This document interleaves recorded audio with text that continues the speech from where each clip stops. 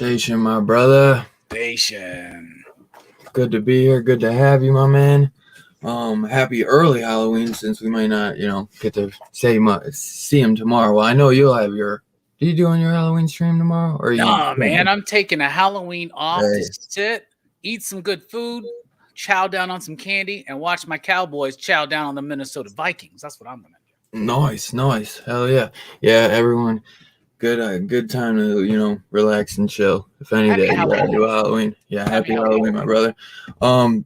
So speaking of, with last day of Horror Fest, even though Horror Fest kind of continues on every Saturday, but the official 2021 Horror Fest is ending with this stream. So we gotta do it right. So we got a little gang of boys back here. We got my man Cerebro. What Last up? time my boy couldn't, I felt like an ass because I got a terrible migraine, but he ain't holding it against me. He'll just hold it against me that I'm always late. So get out of here. But dude, happy Halloween. Thanks for coming, bro. Hell yeah, man. Appreciate it. Thanks for letting me on, dude. I'm super stoked to do this. You're always welcome. Thanks for letting Penny on too. She wants to say hi. Dude, every dog is always welcome on my show. I got the killer right to the side of me. I thought Penny was Captain Howdy for a second. But yeah, bro. Anytime there's a movie you see I'm reviewing, if you're into it, bro, just shoot me a message, bro, because I'm always down to have guests. Hell yeah. We also got a couple more people, man. Like I said, we doing it big. We got my man Steph, aka Missing Link, bro. Station, fellas. Dude, thank you for coming on, brother. Always appreciate it, bro. Always appreciate it. And we also got my boy Fable. Station, brother. What's going on? And, dude, always good to have you too, man. You're surprised, man. I forgot that you were coming for the Exorcist, bro. I had to, man. Last movie of Horror Fest. I'm there, brother. Hell yeah. I had a feeling you were coming, but I didn't know for sure. So it was a great surprise. And dude, last but definitely not least, we got my man Brooks in the house, brother. Station, bro. Thank you as well for coming and hanging, bro. Always great to have you on, brother. Can't wait to talk about it. Dude, I know. It's a good one. It's a classic. Good one to, I always tried, I know last year, Trick or Treat we did, Robbie. Yeah. You and Jay Strick. So you got to end Horror Fest off with a little banger. And it's hard to follow up all the Halloween movies. So I had to think of something, bro. Yeah, I mean, it's tough to top a 3+ hour show about all 12 Halloween films, but you did it, bro. You picked The Exorcist. So. We'll try. We'll see what we can do. We also got my man Perry in the background, but I ain't got the freaking upgraded StreamYard, so we'll be popping him in and out to get his opinion on this movie because I definitely want to know what Perry thinks about this too. Because I'm sure it was a first time viewing for him, and I know this motherfucker was probably creeped out, bro. I can't wait to hear what he thinks. I heard he converted to Catholicism, man. If you see, man, look at He's gonna be rocking a Kabbalah string. He's already got the freaking he's got the creepy picture in the background. I don't know if y'all can see that. Hold on. Yeah. This was the coolest part of the whole movie. I know, right? Hey, look, Perry, great minds. Right? That dude, I remember when I was doing that and I was trying to switch, I was trying to catch it. I had to do it super slow because it's quick, bro. When I was editing my reaction, I got to go like frame by frame. It's so freaking cool. Yeah, bro. It's creepy. It's even creepier when you don't see it, like how quick it is. But when you see it, it's just I don't know how. There's a lot of subliminal stuff in this movie that's visual and audio. Like there's a lot of that kind of stuff in here. And in the director's cut, the face happens like more often, actually. That's the cut I seen. Mm-hmm. Yeah, that's the one I was watching too. I think it's the only one you can get right now, right? There's this is the definitive version of this film. I don't think you can get the theatrical cut.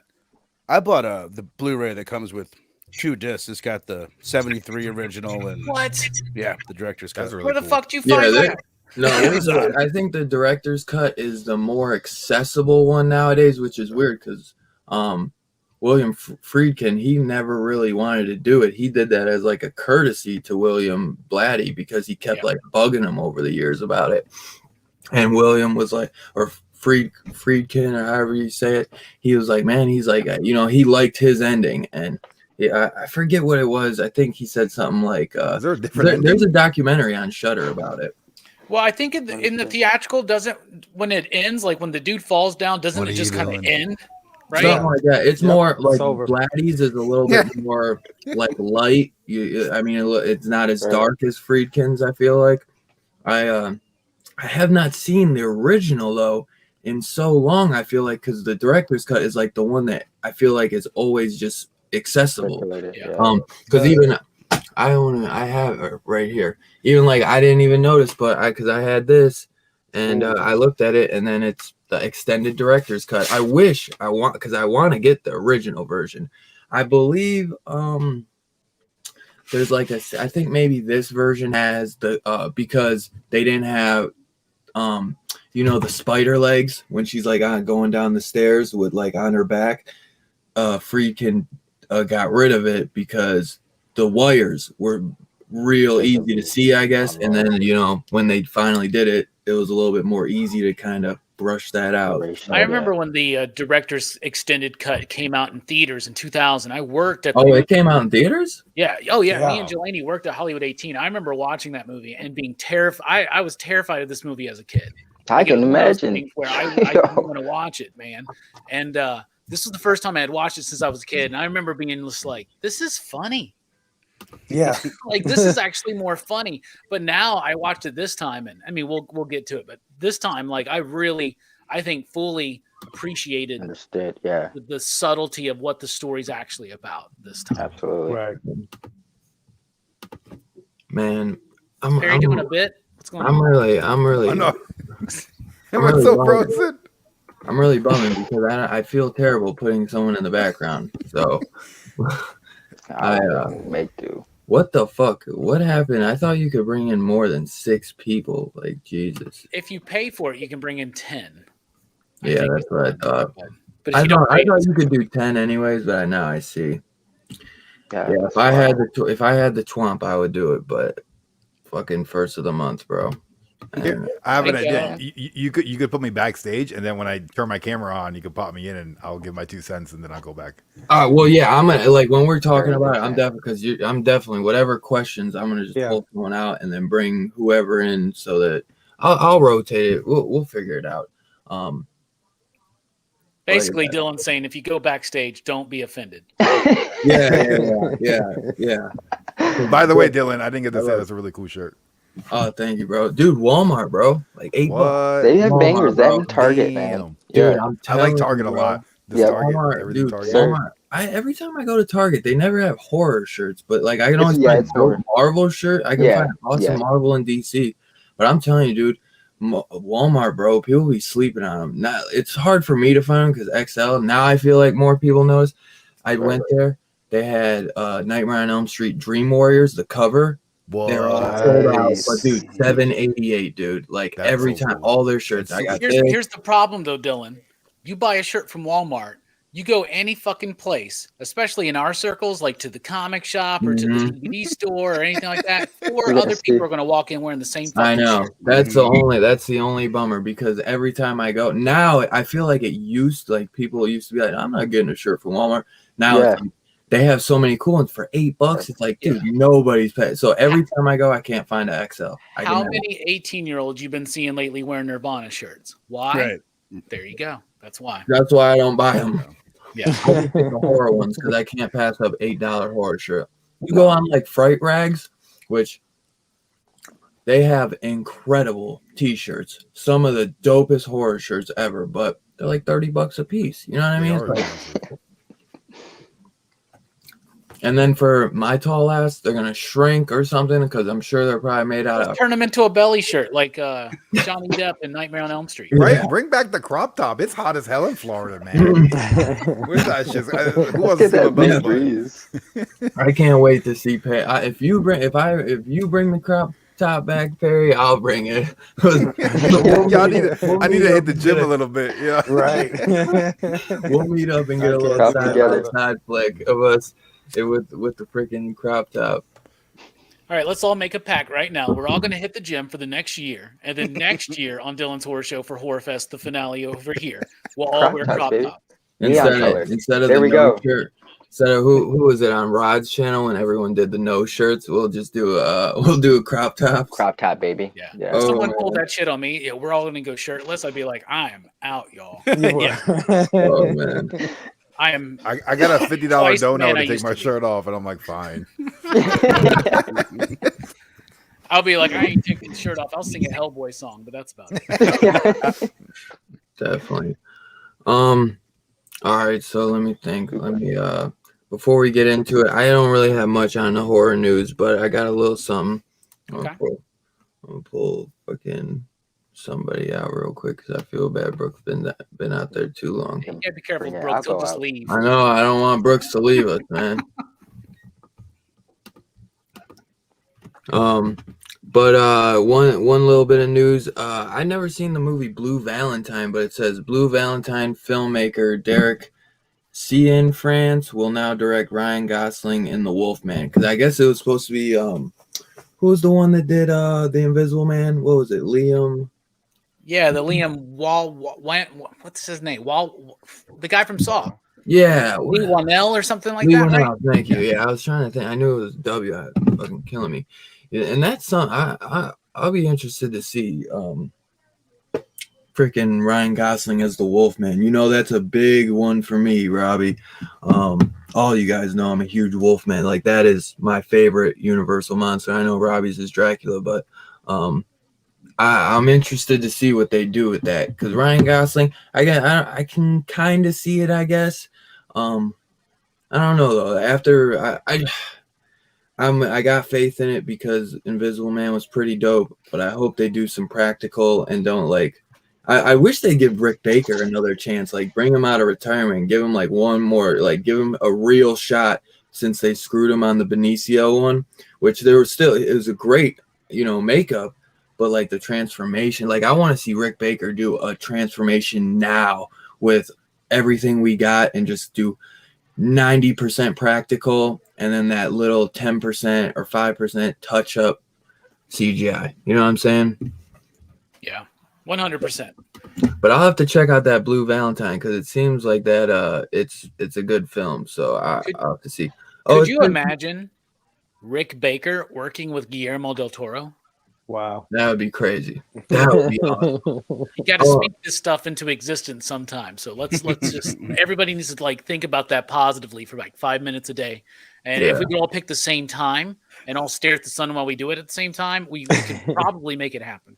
I guess he directed The Place Beyond the Pines and Blue Valentine, and I've seen The Place Beyond the Pines, and that's a good flick. I haven't seen either. You haven't seen that one? That's where like Ryan Gosling plays like this. He's like a stuntman kind of guy. That bank robber? Carnivals, but yeah, he's a bank. Yo, that shit was dope. Oh man, dude, yeah. I wish the whole movie was about Gosling, bro. Because like once they end up like cutting it, and then it becomes like about his son 20 years later. It's a fucking great film, though. It's really good. It's got Ryan Gosling, Bradley Cooper. You remember the kid who played the Goblin in the Andrew Garfield Spider-Man? The real goofy Goblin. Do you remember that in The Amazing Spider-Man? Yeah, the guy that played Harry or whatever. Yeah, yep. He's in it. But yeah, so we'll see about that. You're trying to sell us on this movie, Dylan. I am. I'm trying to get asses in these horror seats, bro, because you see so much going to freaking streaming nowadays, man. I mean, it's true, but the desire is there. We're in an age now where there's a lot of content. Maybe not all of it's the best, but Halloween Kills, things like that, they hit hard. Like Halloween Kills just broke all those records, even though it was on a streaming service, So we're in it. We're in it. We just gonna make the best of it. Yeah, definitely. Oh yeah, Place Beyond the Pines, real good stuff, and we got A24 and all that kind of stuff, and there's still a lot of those films I need to watch. But I think we're in a very strong era right now for horror, especially with like all the originals on Hulu and Netflix and Shudder and particular stuff. Oh, I don't mind that at all, to be honest, because to me it feels like the straight to VHS era or straight to DVD. But it scares me in that way where it's like, do they not have faith in it? You know what I mean? But I'm always going to watch the stuff. But I think it's more just that's today. You know what I'm saying? Like Blumhouse, dude. If you look at Blumhouse, bro, they're smart as fuck because they have Hulu original Blumhouse horror movies coming out every month, which we've talked about that Bad Moon movie or whatever. I forget what it was. Full Moon or some shit. They have a shit ton of movies every month. They have Amazon Blumhouse originals coming out that are horror movies. They just did the deal with Peacock for Halloween Kills. They just did Paranormal Activity Next of Kin on Paramount Plus, which just came out yesterday. It's like, dude, every streaming service Blumhouse is like putting an exclusive out, so that it's like if you think they're everywhere, bro, Jason Blum is smart as hell, bro. Like this guy's getting his shit out there. I might watch that new Paranormal Activity. Oh, dude, I heard it's really good. That looks really good. Like I was surprised when I saw that trailer how good it looked. Scary Amish people, okay. Off topic, have you guys seen Drive with Ryan Gosling? Yeah, it's been a while, but I think he's a really good choice for this is Wolf pretending to Wolfman, but I think he's got a lot of like little subtle and like a dead stare. Like he's good at emitting like anger, but at the same time seductive. But does he have a lot of hair? I mean, yeah, he's got a nice beard. That's for sure. Like how great would it? It would save so much money. And they would be forced to go practical if they just hired somebody that could like grow hair all over their body. Or maybe he's hairless and that would be the perfect transformation. Someone who's a baby butt all around, growing all this hair. Like pink, just giant pink. Yeah, that'd look interesting. I like that idea. I think we're on to something. Yeah. We should make a movie called Man. I haven't looked at too many body pictures of Ryan Gosling, so I'm not sure. I know the guy. I know he's a great actor, though. Yeah, he's a great actor. Gosling's body. I know he's a good actor, though. He's got the acting chops. I mean, he's done a bit of everything. I'd say the only thing I wouldn't say is I don't know if he's done many horror movies. So this might be his first like horror movie. Unless that Blue Valentine is a horror movie, and I don't know. No, that was like a drama.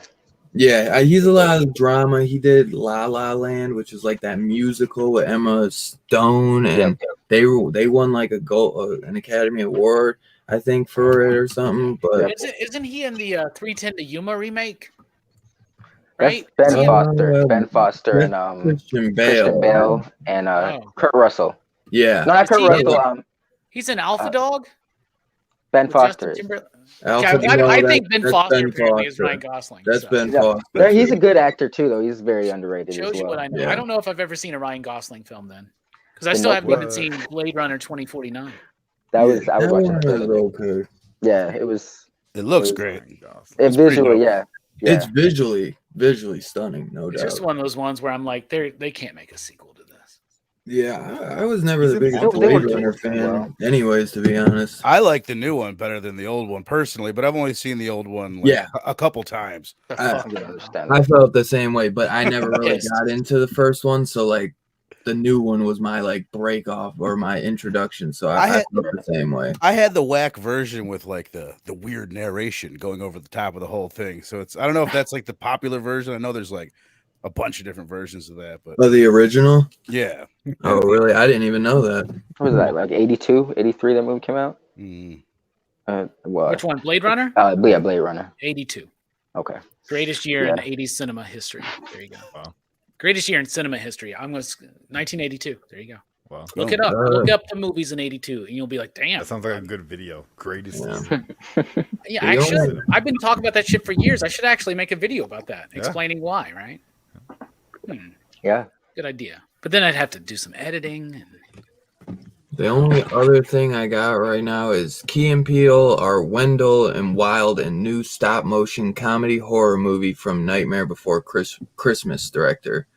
So I'm guessing it's gonna be, Key and Peele. I don't know who Wendell and Wild are, but it's some new new characters or something.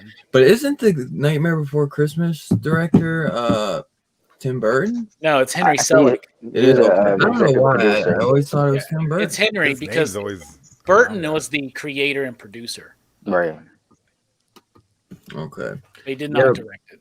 He directed Corpse Bride, though, which is the inferior film. Absolutely. The only other thing I think I got is there's a new trailer for a horror like Christmas. Well, it's a horror it's called Black Friday, and it has Bruce Campbell in it. I believe it has Devon Sawa as well, and it has a few like medium named actors in it, and it looks pretty. Yeah, Devon Sawa. About Black Friday. Campbell. What was that? Is it like about Black Friday? Yeah. And then like we had that idea last year. Yeah, a group of toy store employees must protect each other from a horde of parasite-infected shoppers. Yeah, we did have that idea last year, didn't we, Bruce? Yeah. And then Scout just did a comic. Yeah, Scout, right? And Michael J. White is going to be in it as well. I thought I saw Michael J. Okay, yeah. Spawn himself? Holy shit. Yeah. And I haven't seen him in much, unless like it's like a freaking like UFC kickboxing movie or something. Yeah. I haven't seen him in much. It's pretty much all he does now. Yeah. Just direct to DVD like action fight movies. Maybe a TV role here or there, but yeah. All right. Well, anyone have anything they want to mention before we get into it? To The Exorcist? Any horror news? Anyone that I know some, because last week I forgot. Chucky episode was awesome. Yeah. I haven't watched three yet. I haven't watched 3 yet. Was it 3 episodes now? Yeah. I haven't watched 3. 4. I had to watch a shit ton of Halloween movies this week. Best episode, yeah. Yeah, episode 3 was great. Cool. All right, dude, it's my favorite. It's not my favorite TV show ever, but it's my favorite TV show going on right now. Yeah, it's without a doubt. Yeah. I love it, dude, and it's some of my like so far, dude. It's just some of my favorite like Chucky like lore. They get into a little bit of Chucky's origin in this one. I'm not gonna say nothing else, but I think Don Mancini did it right. I think he didn't, he knew what he knew what the fans wanted. Yep. You know what I mean? He didn't go too crazy with it. So that's all I'm gonna say, because I don't want to ruin it for Robbie. But it's gonna be a fun one, bro. I'm so excited for it week to week. Every Tuesday, I'm just so excited for it. Are they still free on YouTube as well? Yeah. I think just the first 2 episodes. Oh, really? See, I saw 3 pop up, I thought I saw 3 pop up. Yeah. Oh, they're on Hulu? I'll get down to the... Okay, that's dope. Well, I have my cable through Hulu, so I record it. But you should be able to, like, once it airs, it should be on Hulu to watch. Because I have like live cable, so I record it. But it is because my girl doesn't have live cable like I do, and it was just on there like right after. I feel like that Don Mancini is being pretty smart with it, and he's trying to make it accessible to everyone. Yeah. So They that made it a pain in the ass to watch. Like I signed up for Sling TV, I had to pay like $40. I'm like, what's going on? Then they released it on YouTube, and I canceled my membership. Then they took it off YouTube, and I had to get my membership again. I'm like, dude, this is ridiculous. I see it on YouTube, but it's not from the official sites. Oh no. Yeah, but it's up. Gotta get on it fast. Oh, really? Okay, I'm good. It's up there on quite a few fucking places. Holy shit. Well, watch them while you can, I guess. It was great. There was one moment in episode 3 that really irked me, but besides that, it was a really good episode.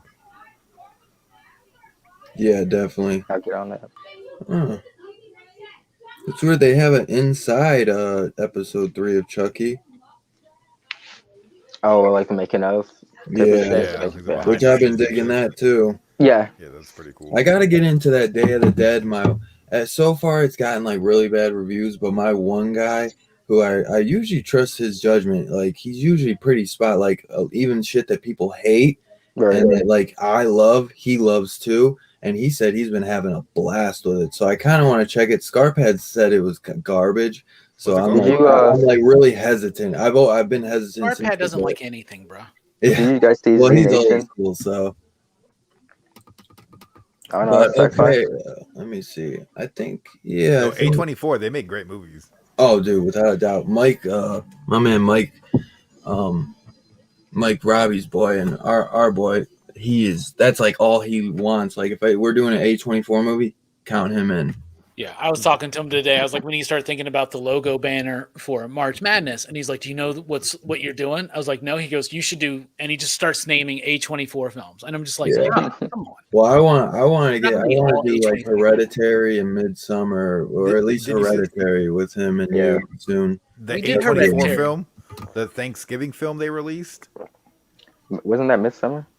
Is that Midsummer? I don't know. I seen about like this woman going home to her family for Thanksgiving. The whole time I was watching the movie, I was like cringing from start to finish. And I guess that was like the purpose, but it's like every movie A24 drops gives you a feeling throughout the whole film. It's really cool. Yeah. There is like a Hulu Blumhouse because they had the monthly movies. There is a Thanksgiving one, and that's pretty. And I want to say like Lee Winnell might have directed it. I can't remember, but that one I enjoyed. It wasn't the greatest, but it was interesting because there's not a lot of Thanksgiving horror movies. The only one I really know of is that one, which is recent, and then there's Blood Rage, which I fucking love. What's that? Hey man, it's not a bad movie, but I never seen it. If you're into that, Angly. But that's not Ryan Gosling. He's in The Notebook though. Yeah, that's Heath Ledger and Jake Gyllenhaal. Yeah, that's early Ryan Gosling. So yeah, is there anything else y'all can think of for horror this week? Yeah, there was a bulletin that came out today that anybody who purchased masks from the company Silver Shamrock should not, in fact, let your children wear them tomorrow night at 9 p.m. And do not watch the special giveaway. Yeah, don't. Yeah, make it stop. Just make it stop. One really interesting tidbit about that, by the way, that I forgot to mention last night, Halloween 3, if you notice how the dates are structured, it's like Friday the 29th, Saturday the 30th, Sunday the 31st Halloween. Hey, that's this year. Yeah. It's Saturday the 30th. Symbolism. Yeah. Yeah. Yep. It's neat. I wish today was Halloween though, because I hate Halloween on freaking Sunday. It's almost Halloween, bro. I know. I would have liked today. Halloween to be on a Sunday though. Because nobody wants to celebrate it on Sunday. Yeah. No, I mean I'm still gonna obviously celebrate it, but I'm just saying. Where you go, baby? I'm watching college football. So yeah, The Exorcist, y'all. What year did this one come out? 73. 73, yeah. 73? What was it? Because it's showing me the director's cut came out in 2000.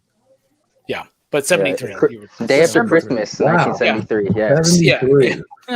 That's crazy. I didn't know it was 73. I thought it was 83 for some reason. I always thought it was later in the 70s. 78, something like that. This started the whole occult horror movie trend. that was going on, you know, like with the Omen and shit like that. The Omen's the one that the only one that actually stands out for me, but there's a lot of repetition in Rosemary's Baby. But I think Rosemary's Baby was actually before this, was it? That one was first, yeah. Yeah, okay. Yeah. Okay, so there you go. But The Exorcist, like, bro, when this came out, and it was hitting a time actually in the 70s, there was a rise of interest in the occult.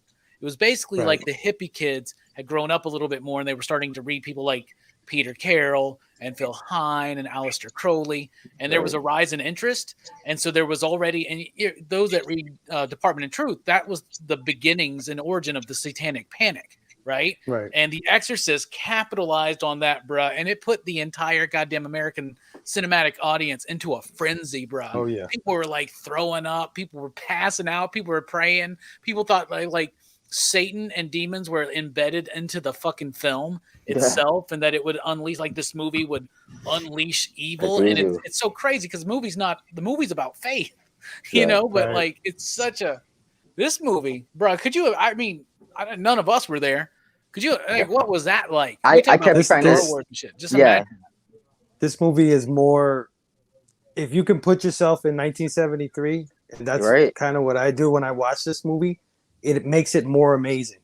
Like, you know what I mean? It's the first of its kind ever. Like, and I still feel like there's been nothing like it really since. Shocked that it got it rated R or R rating in 73. Like, that's wild. They must have paid the MPAA because like I just don't see like how they got it. Like, I feel I actually remember for William Friedkin, because there is a documentary on Shudder about it, and he said that he got like so lucky that they showed it to someone, and they were like really like, some people were against it, and then there were just like a group that were like, this movie is just so incredible, it has to be seen. Like, we can't cut this because it has to be seen. Like, there's nothing like it.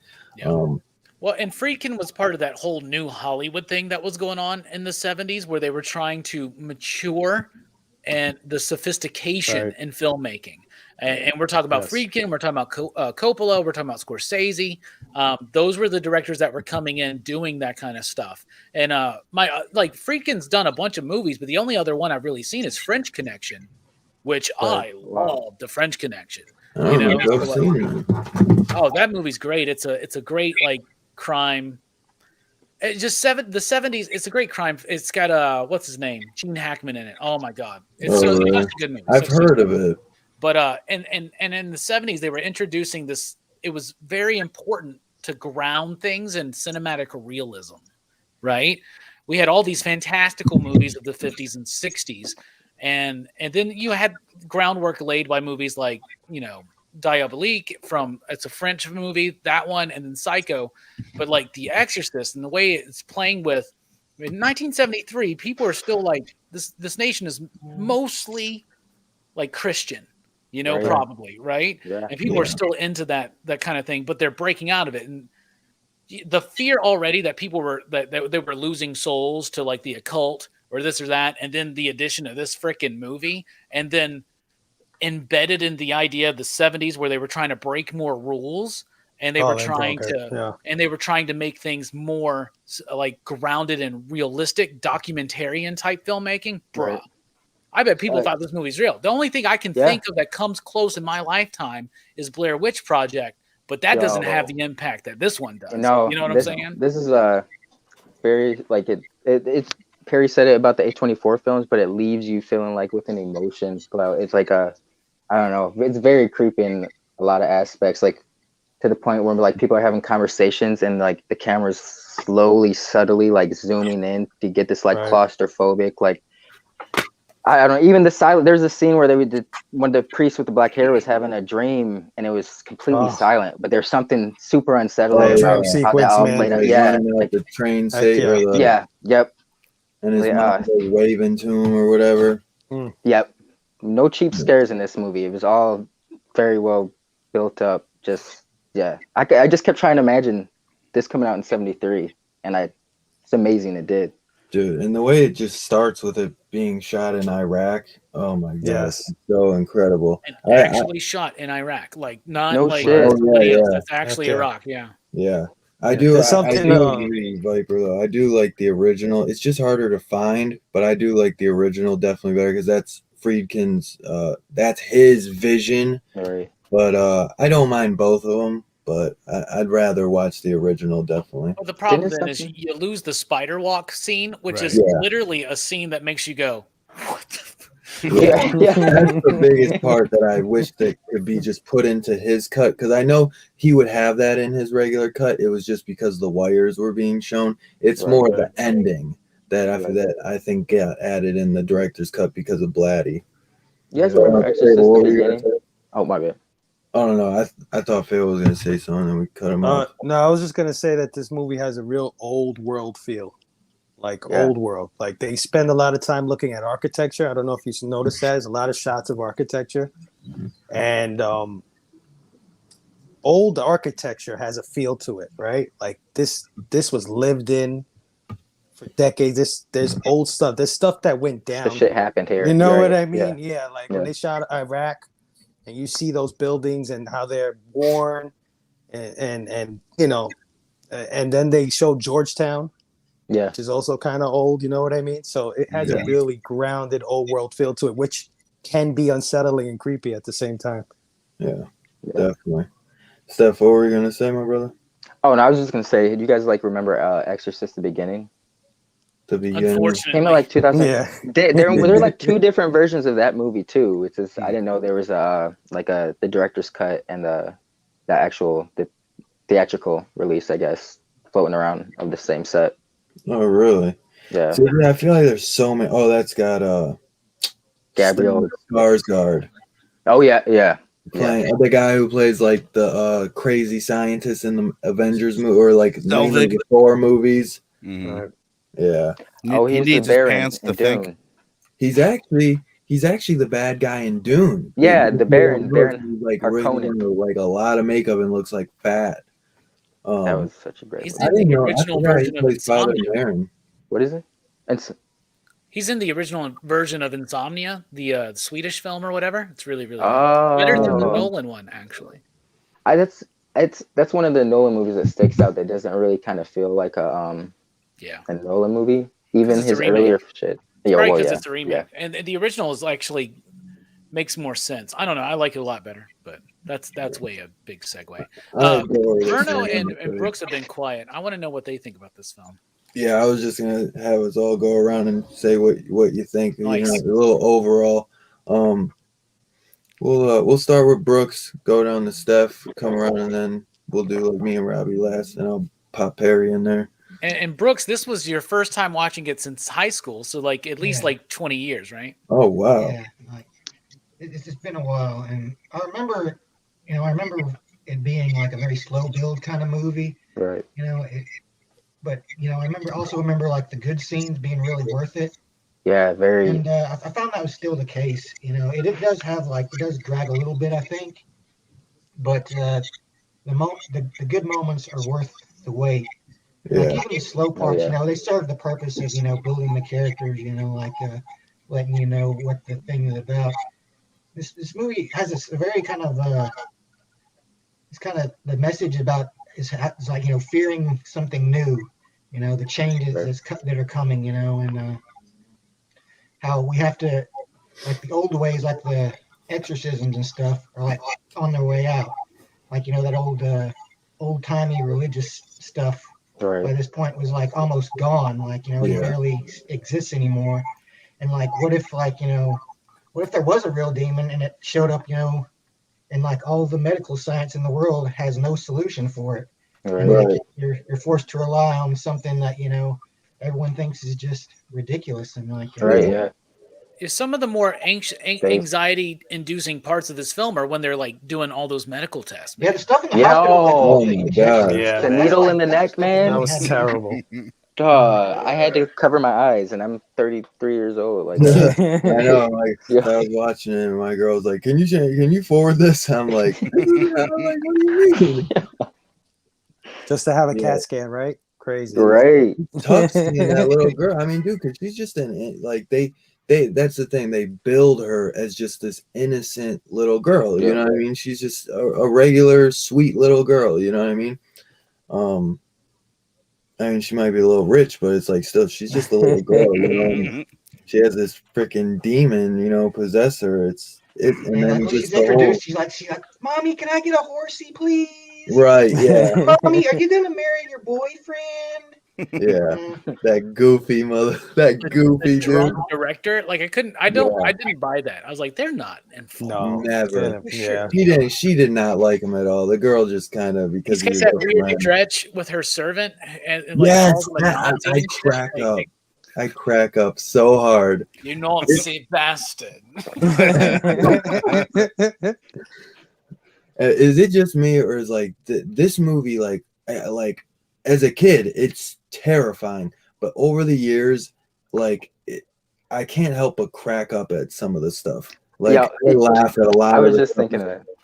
They're like, especially like some of the scene. Like I remember there was like cuts of like her twisting her head around and just doing all the crazy possessed shit. And me and my uncle were just like pissing our pants, laughing so hard, just like thinking like when she just does the head twist and she's just like, you know, just making all these crazy ass sounds. You got to laugh at it because it's so disturbing. And now imagine you're somebody in 1973, and at the time we didn't have the internet, we don't have VHS, we don't have easy access to like trailers for movies. You just hear that this is a movie you got to go see. Let's say that you go to church every once in a while, so you got this stuff in your subconscious about demons and Christ and this and that, and you're just so out. Let's go watch this new thriller that's supposed to be good. I hear it might be even better than Psycho, and then you go sit down, and all of a sudden this little young girl's like, "Fuck me, lick me," like, right. Yeah, I'm gonna die. Let Jesus fuck you. Yeah, bro. This that's so sacrilegious. I can't believe that shit wasn't. They get away with it, right? They won't get away with it today. So I don't know. Yeah, just showing the defacing of the statue of the Virgin Mary would have been a big deal. Much less, God, people are so jamming a fucking crucifix up her fucking vagina. But you said it. They were breaking all the rules. Yeah. Breaking all of them, and it was fascinating to watch, man. It was like must-see TV, right? Like these movies are crazy. We got to go to the theater. I bet you the young crowd was going nuts for them. It just goes to show you how far things have changed. When I go watch that movie in 2000, and the whole theater laughs kind of at that point, you know, like we're like, because we've seen Scary Movie. Yeah, right. I thought was funny. She's like hovering at the end, and they're doing the whole power of Christ compels you bit. And I'm just like, Jesus, how many power of Christ is it going to take to compel her? Like, right? Are you compelled yet? Yeah. This one and The Omen, I feel like were two game changers. Yeah. True story though. This is something that happened to a friend we know. Our buddy Gillespie, his homie. This happened to him. So there's this record that has this trick in it, and this is back in the day, but it was like a punk record or something. It has a trick in it, and maybe it's not punk. I don't know. A record has a trick in it. So when it gets to the end of the record, it just repeats the same like 5 seconds over and over and over again. It's got like this groove that just causes the needle to keep going back. And the last thing you hear is the power of Christ compels you. One of our friends, somebody we know, or somebody, David, or somebody that our friend knew, fell asleep drunk one night listening to that record because he walks in and he just hears it. The power of Christ compels you. The power of Christ, and they thought it was funny. The dude literally like months later converted to Christianity and like just went off and became like a youth pastor or something like that. Wow. That's subconscious. It works. It's a powerful thing. That's wild. Steph, my brother, what did you think about this one, dude? Just creepy. Although there's no cheap scares in this movie at all. Everything's built up really well. Yeah, that I don't know. I was just kind of left in awe, to be honest, watching this movie, and like I just couldn't get away with a lot of the things. I couldn't believe of the things they were getting away with back in '73, because I just kept thinking a movie like this would probably receive a hard R, if not like NC-17 today, if it were to be released like that. So they wouldn't even release it, man. People are too fucking sensitive, bro. They're literally, before Halloween Kills came out, they were like trying to start shit about the firemen getting killed. Yeah. Like, wow. Oh, bro. There was a petition. Cancel it. Yeah. And then after God, it came out, all those people were like, there were literal tweets. Some of them I'm sure were trolling, but there were people that were saying the film was homophobic because Michael killed the 2 gay characters. And the same thing no happened with It Part 2. Yeah, the same right. thing happened with it. I'm like, bruh, of course Michael's he's equal opportunity slasher. Right. If he didn't kill them, then it would have been there. No matter he's discriminating, what, man. It's like, yo, they put them in that. They put them in there. It's like because they're trying to, do things, in today's world, and you cannot please everybody. That's just the thing. I could go I could do a whole 10-hour stream about how much I cannot stand this fucking bullshit. Plus, it was his most sensitive killing of all time. He put him up. It was kind of cute the way he set him up afterwards. Yeah, right. Yeah. He took care. Right. He was thoughtful. After watching Halloween Kills, I really got the impression, I was like, Michael just is trying to make Halloween decorations. Right. I mean, dude, he did Big John. He did Big John pretty dirty, but oh my god, I loved it, man. Those are, and the crazy thing is, those are my favorite characters. Besides Michael Myers, those are my favorite characters. Just new characters. I love Karen. Yeah, Karen was probably my favorite, established because she was in the last one. But new characters that were introduced, I wouldn't mind if they did live, but it's not gonna happen when they're living in Michael Myers' house. It's not gonna happen. Right. But did you have anything else you wanted to say, Steph? Oh no, real quick, I dug how it the movie had an overall message, we've been saying, about faith and how powerful that is. And I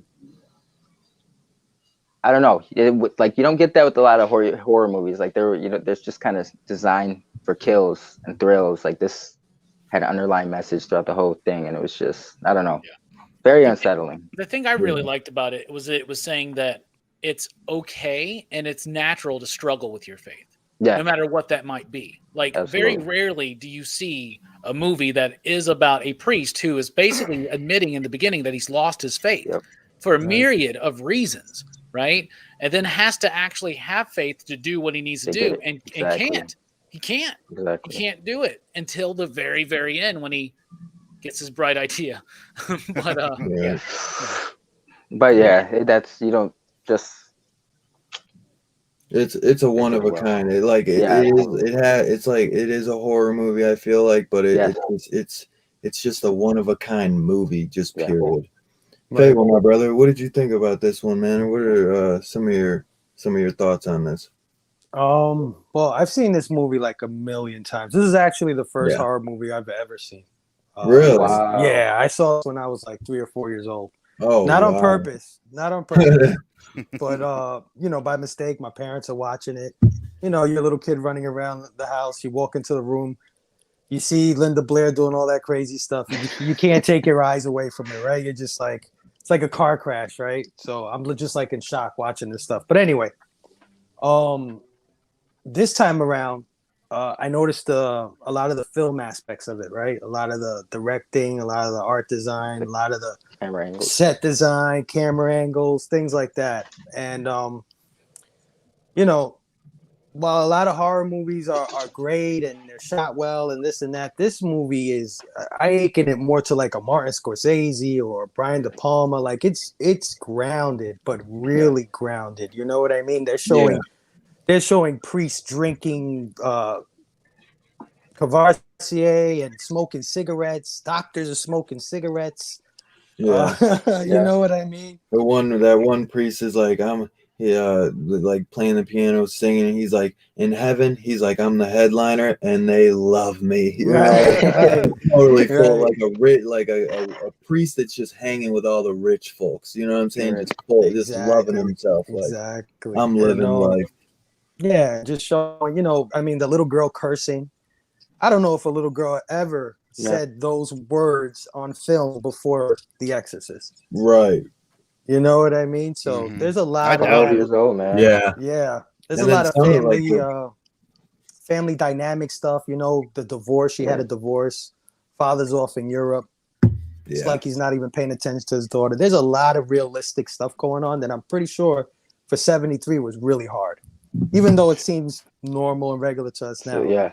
So I was just noting the artistic quality of it, and there's a reason why this movie holds up 40, 50 years later. And I think it'll hold up for another 40 or 50 years because, like you said, there's nothing like it. Definitely. I love it, man. I try. It's one like I don't watch all the time, but every time I do, I get so invested. Like I've never seen it before. Like it's my first time watching. You know, just like just the way it starts with that in Iraq, it just like reels you in because you feel transported like you're there to another country. You know what I mean? Because especially since Robbie said it really was shot in Iraq. You know, so it's just incredible. Was there anything else you wanted to mention, my man? No, that's it. Just that I saw it as a film rather than a horror film, which is what I usually remember it as. That's the way I like to look at it as well. Yeah, it's a film. It's a film that's scary, but it's a film. Yeah, it's an incredible film with horror elements. You know, definitely. Captain Howdy, what did you think, my brother? What are your thoughts, my bros? So like I always like give like my history with a film when I talk about it first, but this is when I bet like a lot of people my age, like I didn't like this when I was a kid. Like it wasn't because I was into the slashers, I was looking for the kills, and it's not that, and it's slow and all that. So I always put it off as like, and plus it's labeled as the scariest movie of all time. So you're like, yeah, right, whatever. And so I've only seen it a couple times when I was young, and I hadn't seen it in like 20 years. And I saw it on the list that when Dylan invited me to come on to another show. So I picked it up, I grabbed it, and honestly, the first time I watched it, I like fell asleep. I kept falling asleep during it, and I didn't think much of it. I'm like, all right, I'll watch this fucker again before the show. I watched it a couple nights ago, and I'm not just saying that. It was one of the best like movie watching experiences I've ever had in my fucking life. Like my fiance had fallen asleep, and I put it on at like 12:30 at night. The best watched time. it by myself. I swear to God, it was like I never get afraid of movies, and I was legitimately freaked the fuck out. Like legit. Like I went witching hour, dude. What? Really? Here, get off of that. Sorry, my cat's fucking stuff up. But I think it's one of the dopest movies that I've ever seen in my life. After this watch, and especially watching the director's cut, which I do like better because it was the original version that I watched before. The way it's shot, it's like the Godfather of horror films. And you guys, we've been talking about the realism. I watched a bunch of special features and some commentary and all that. And it's crazy how many of the actors in the film, they're like, oh, let's just grab a priest and have him play the role of the priest. Or let's just grab a doctor and have him be the doctor. There's so many people that aren't actors. Even the lead, what's his name? Karras. The lead priest is not an actor. That's his first film. Right. He's a man that was struggling with his faith, and he was in showbiz and all that. But I think as far as the acting goes, I think it's like the best acting I've ever seen in a horror movie, and one of the creepiest experiences you could possibly have. Everything for me like held up this time. Like I couldn't believe how much I liked it, to be honest with you. Yeah, but, it's a fantastic film, and Friedkin did some unconventional things to bring out the terror in his actors. He at one point fired a gun just randomly on set to like get everybody scared. Nerves. And he like slapped people before they would like start doing their takes to like put them in a weird like like the movie, like it feels, and the realism, and the way you were talking about, like, the guy that played the priest Karras, he was like was in a Tony Award winning play or something like that. He made the play. He was I don't know if he was in it, but he was like the director of the play, or he wrote it, or he created it. He works, right? And I know that initially they were talking to people like Paul Newman for a part, and they were talking to Al Pacino for that priest part. But right, some of the priests are actual priests, and some of the doctors are actual doctors, and all the locations are real. And I love the way that Fable kind of tied in the idea of what the architecture looks like. And like, we don't have a lot of places in America that feel old school. Georgetown, it's kind of like one of those places, like DC, that whole area has kind of been untouched with certain spots of it, but it's interesting that you see the headmaster's office that you see, or one of the offices that you see in the film is the actual headmaster's office from Georgetown. They did a million things that like they wouldn't do these days necessarily, just to make it look cooler and feel realer. And just like it's easy to say like it's slow, like it's a fair criticism of it, but in my opinion, at least on the watch that I just had, like every scene builds upon the next one, and it just gets creepier and creepier. And the way that they just they do it with the way that Regan is, what's happening with her is paralleling what's happening with Karras at the same time in his faith. He's starting to believe as she gets weirder and weirder, like he starts to believe. The mom's doubt, just it progresses along the same way. But amazing. Yeah. And the movie consistently builds and doesn't really release too much. It doesn't, usually you get a release in a jump scare or you get a release with a joke. Everything sucks. And you don't really have that in this movie.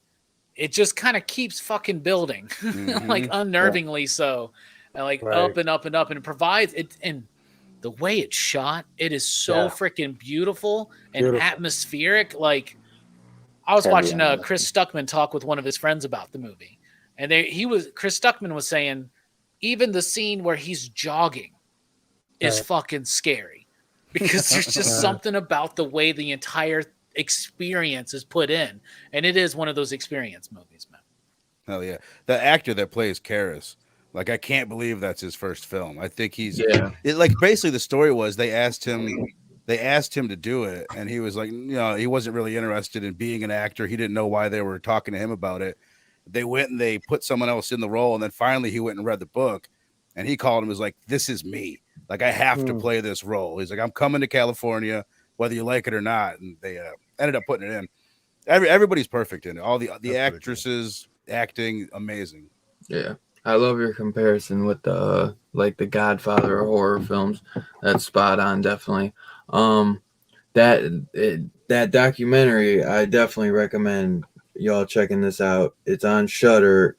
It's called Leap of Faith. William Friedkin on the Exorcist. It's like hour and a half, hour 40 minutes. It's a great interview. It's newer, so it's like him kind of reflecting on back, and then I believe that's where I heard about some of him and Blatty's kind of like, because they kind of had a little back and forth on the ending, and that's why he ended up because Friedkin was like, this is my movie, and it's gonna end the way I want it to, and then years down the road he gave Blatty the director's cut that he always wanted. But it's and Blatty also was the director and writer of Exorcist 3, dude, and that's it's sometimes I almost like can't debate which I love more, but those two are the best in the entire, because they've done a crap ton of Exorcist movies. I don't even know how many. I can't even keep up.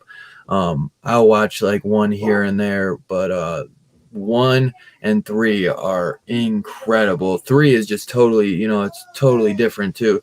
And you got Brad Dourif, as the bad guy, but it's more of a detective film, which I really like with who is that? The guy from The Changeling? Who's the detective in that? It's I don't have I have the Blu-ray back there, but I adore that freaking movie. It's not George C. Scott, is it? It's I think it is. I think it might be C. Scott. That's right. And that for it to be directed by Blatty too. I'm sure that was the first movie he ever directed. I don't know if he ever directed a movie since. I don't think so. I really don't. And he, of course, is, if anybody doesn't know, the guy who wrote the novel. So he wrote the novel, and then he wrote the screenplay too. And apparently, it's a very, very faithful. Yeah. Adaptation. That's a Friedkin. Yeah, Friedkin kind of goes in. Wasn't Reagan a boy in the book? I don't know. I've never read it. Sure I've never read it. I just ordered it. I don't think so.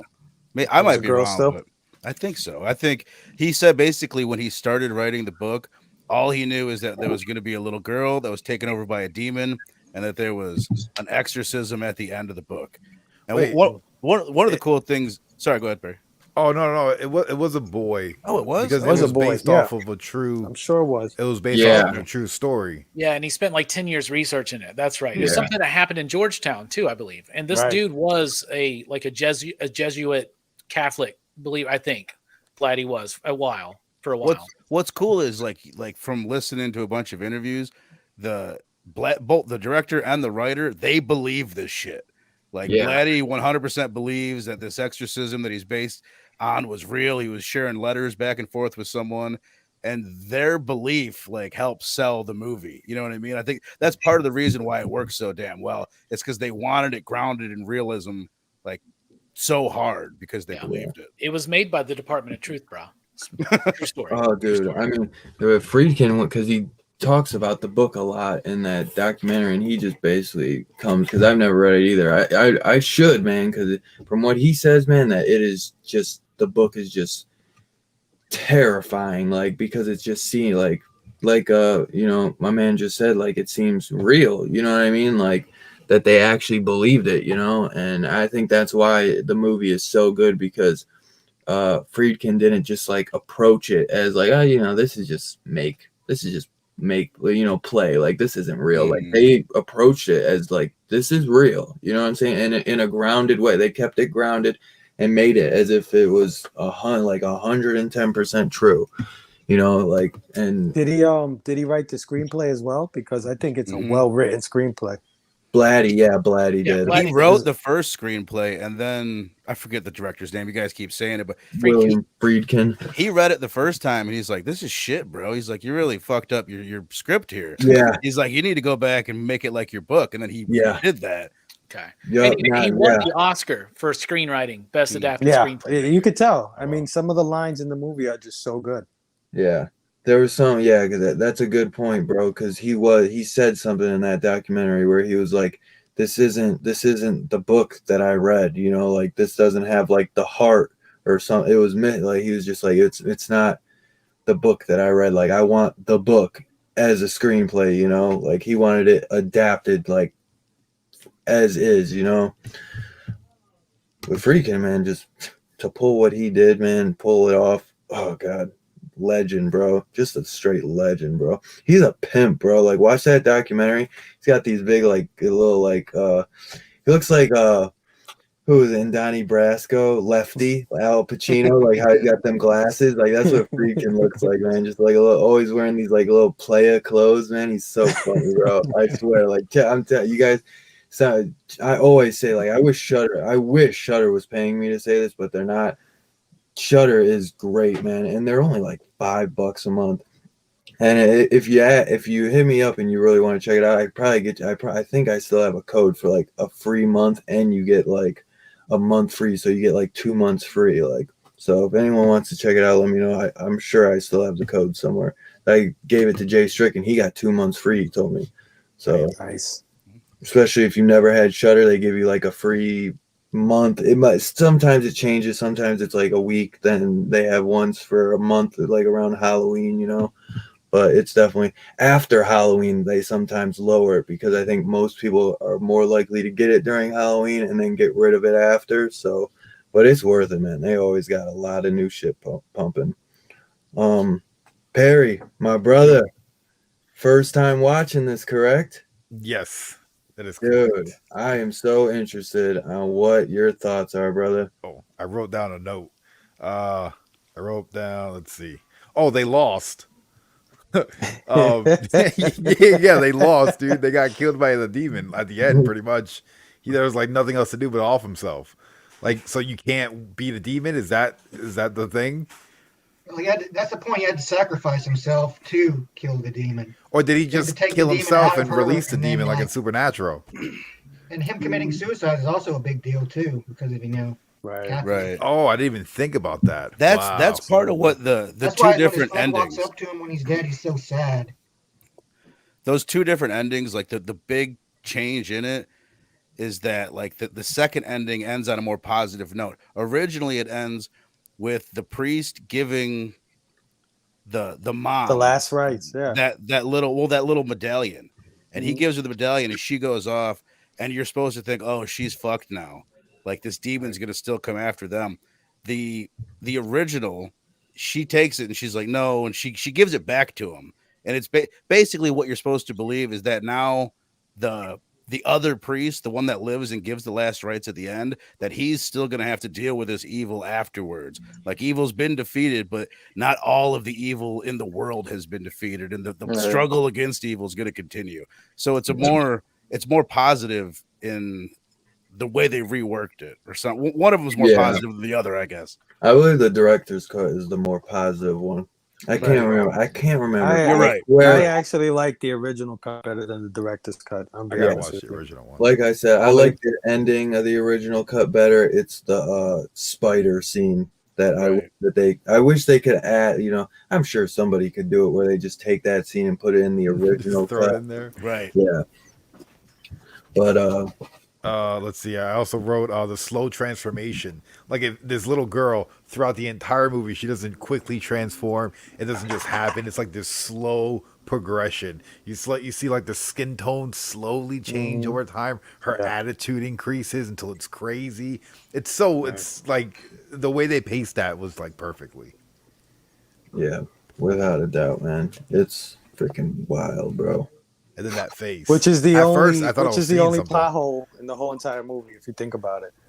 That's the only plot hole. Well, because think about it, they're all saying, "Oh, she has a brain lesion. Let's do 100 CAT scans. Oh, let's try psychiatry." Her eyes are yellow. Her eyes are yellow. The bed was shaking. The pigment in her eyes changed. Guys, this is beyond your science. There's something to that because it's like they don't want to. The mom at one point, she fucking knows. She knows that she jumped on that bed and that bed was shaking. So she should know. She's totally convinced that there's something way like supernatural going on. The second that an authority figure, the doctor, says like, no, it might be this, she instantly is like, oh, okay. She just accepts that. She wants. She didn't want to admit. Yeah. Right. So it's intentional. Like, yeah. And but she did a great job.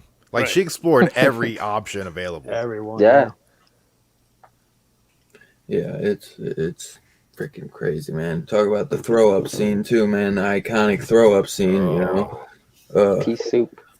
Yeah. Dude, I had celery juice and I was like, damn, I can't even drink this. It's hard to drink right now. It looks just like the vomit. Oh man. Not a good choice while you're watching that one.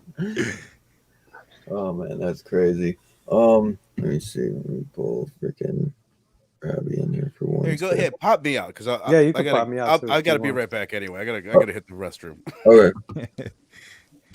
I want to see Robbie. Let me see what's another key point we should talk about. I always forget. What's something we should go into next for this? Well, next we've covered a lot. We could go into some of our favorite characters. We could go into what we think the movie's about, or we could go into the music. But my overall thoughts on The Exorcist. Oh yeah, I'm so sorry. We haven't even done that. We haven't, right? Yeah, that's okay. I mean, we've been interjecting, both of us, but this was a movie, like Verno said. Like, I didn't really like this I didn't really like it when I rewatched it, and I used to say that it was one of the most overrated horror films of all time. Right? Oh yeah, I remember you were telling me that. I used to say that, and now it terrified me when I was a kid. Now maybe it was because of the disappointment that it didn't scare me as a young adult. Right. Okay, but now being able to really appreciate the nuance of the story, because I used to think this is kind of boring, right? Until it gets to the bits, and then it's just kind of overly silly. But if you put yourself in the situation, the context of 1973, you understand that it's more than just like goofy shock value. It's just like literally trying to portray something blasphemous and sacrilegious, right? But the story of that priest and his loss of faith, and that's something I've dealt with, is loss of faith, right? And to understand that you do have that within you. You don't have to rely on an exterior force. And that's what, to me, the ending is truly about, is when he accepts that sacrifice, right? And the fact that he is a Catholic priest makes it even more so. Like, maybe he has lost his faith in what the Bible says or what his doctrine teaches him, but he reignites a faith in the power to do the right thing, the power of good outside. It's kind of, I think, a humanist approach to it, where it's the power of good in humanity outside of a system of faith or a political system or something like that. But I really, really appreciate the movie more than anything. Like, so I really do like it. I like it a lot. Sometimes the mom, I feel like they made her a famous actress just so like they could justify how a single mom could afford all these medical experiments, you know? But overall, I really, really like the film. It does have a very haunting look at faith. Definitely. definitely. So you do respect it more nowadays, definitely. Yeah. Then, huh? Oh, way more, way more. And yeah, I used to be a little snobby, Robbie. You know, Brooks remembers those days, and I used to say things like "Exorcist is the most overrated horror film ever." Watch Zombie or Suspiria. You know, I mean, I get it. You know, I was just trying to. There's a little bit of a hipster inside of me sometimes, but he used to have a monocle and everything. Yeah, I sure did. I'd be like, Exorcist. You know, he's always polishing it. Yeah, so annoying. Yeah, I still refuse to watch. Yeah, whatever. It doesn't matter. Anyway, no, I really appreciate. I think I fully understand now, for the first time in my life, the power of this film. The power of The Exorcist compels me. Yeah, it is a phenomenal film, man. Just all around. Haven't said that in a while. But yeah, dude, this is one. I mean, I remember since I was a youngin'. I mean, it just was always, I felt like, talked about in my household because my mom loved horror movies. My dad, they watch them, and you know, when there was like word of mouth, I feel like going on, like with the Blair Witch, when all that hype was going on, and you know, with the Omen, Amityville Horror, and this was one of them. You know, The Exorcist. It was so crazy that it just felt real, almost like, just so freaking creepy. And then I always almost thought that this shit was like legit real. And then you find out like the book is based off of probably true events, you know, so it makes it even creepier, you know. But it's just one of the most iconic freaking films of all time, and it's just crazy. I feel like you'll never get nothing like this today, and it's sad, you know, because it's like I feel like I don't know if they have the balls to do it or if just this fucked up cancel culture bullshit won't allow it to ever happen, which I feel like maybe it's probably a bit of both, but definitely the cancel culture bullshit, you know. Well, you know, what we refer to as cancel culture doesn't necessarily come after things that are quote unquote sacrilegious nowadays, right? But I get what you're saying with like the balls in the filmmaking. It stuff still exists, but just not so much in the mainstream. Yeah, which is weird. But real quick, a little segue here. I want what's everybody's favorite exorcism film they've seen outside of The Exorcist? The first one. What? You lost me, Barry. Wait, what? Are there more than one Exorcist movie? No. I mean, outside of an Exorcist film, like a possession film. What other kind of like film about an exorcist? Like I really like The Exorcism of Emily Rose. Yeah, that's the one I was gonna say. Yeah, I really like that. That was it. Yep. That is a good one. There's not many good ones though. There's a lot of them, but they're not all necessarily good. Right. Like the new Conjuring's kind of one of those, right? And I thought that was terrible. Yeah. The found footage hand camera shit, just too much. Idle Hands is a good possession movie. Oh, there was that demon movie with the Zoom calls where they were possessing people through the Zoom call and killing them on Shudder. Oh, I haven't seen that one, but it sounds interesting. Yo, it was so good. Right? It was scaring the shit out of me. I know what you're talking about. I'm trying to think of that one. Like they were in a chat just like we are right now. The demon was going to everybody and killing them. Yeah, I mean, probably one of mine would be like Amityville Horror. All right. I mean, okay, that one. I mean, okay. If we're just talking possession films, then obviously Lamberto Bava's Demons and Evil Dead. I get that. But I mean, in particular, like a film about like priests having to exorcise a demon. Okay. No, I thought you just meant like just an exorcism movie, like but there's a lot of them. There's a lot of films just about exorcisms, like since this, but none of them top this. Yeah. Definitely not. Definitely not. The only thing that comes close to me is like Exorcist 3. Isn't Serpent in the Rainbow? Something like that? Or that's a voodoo zombie movie. I don't know, man. Yeah. You're right. Yeah.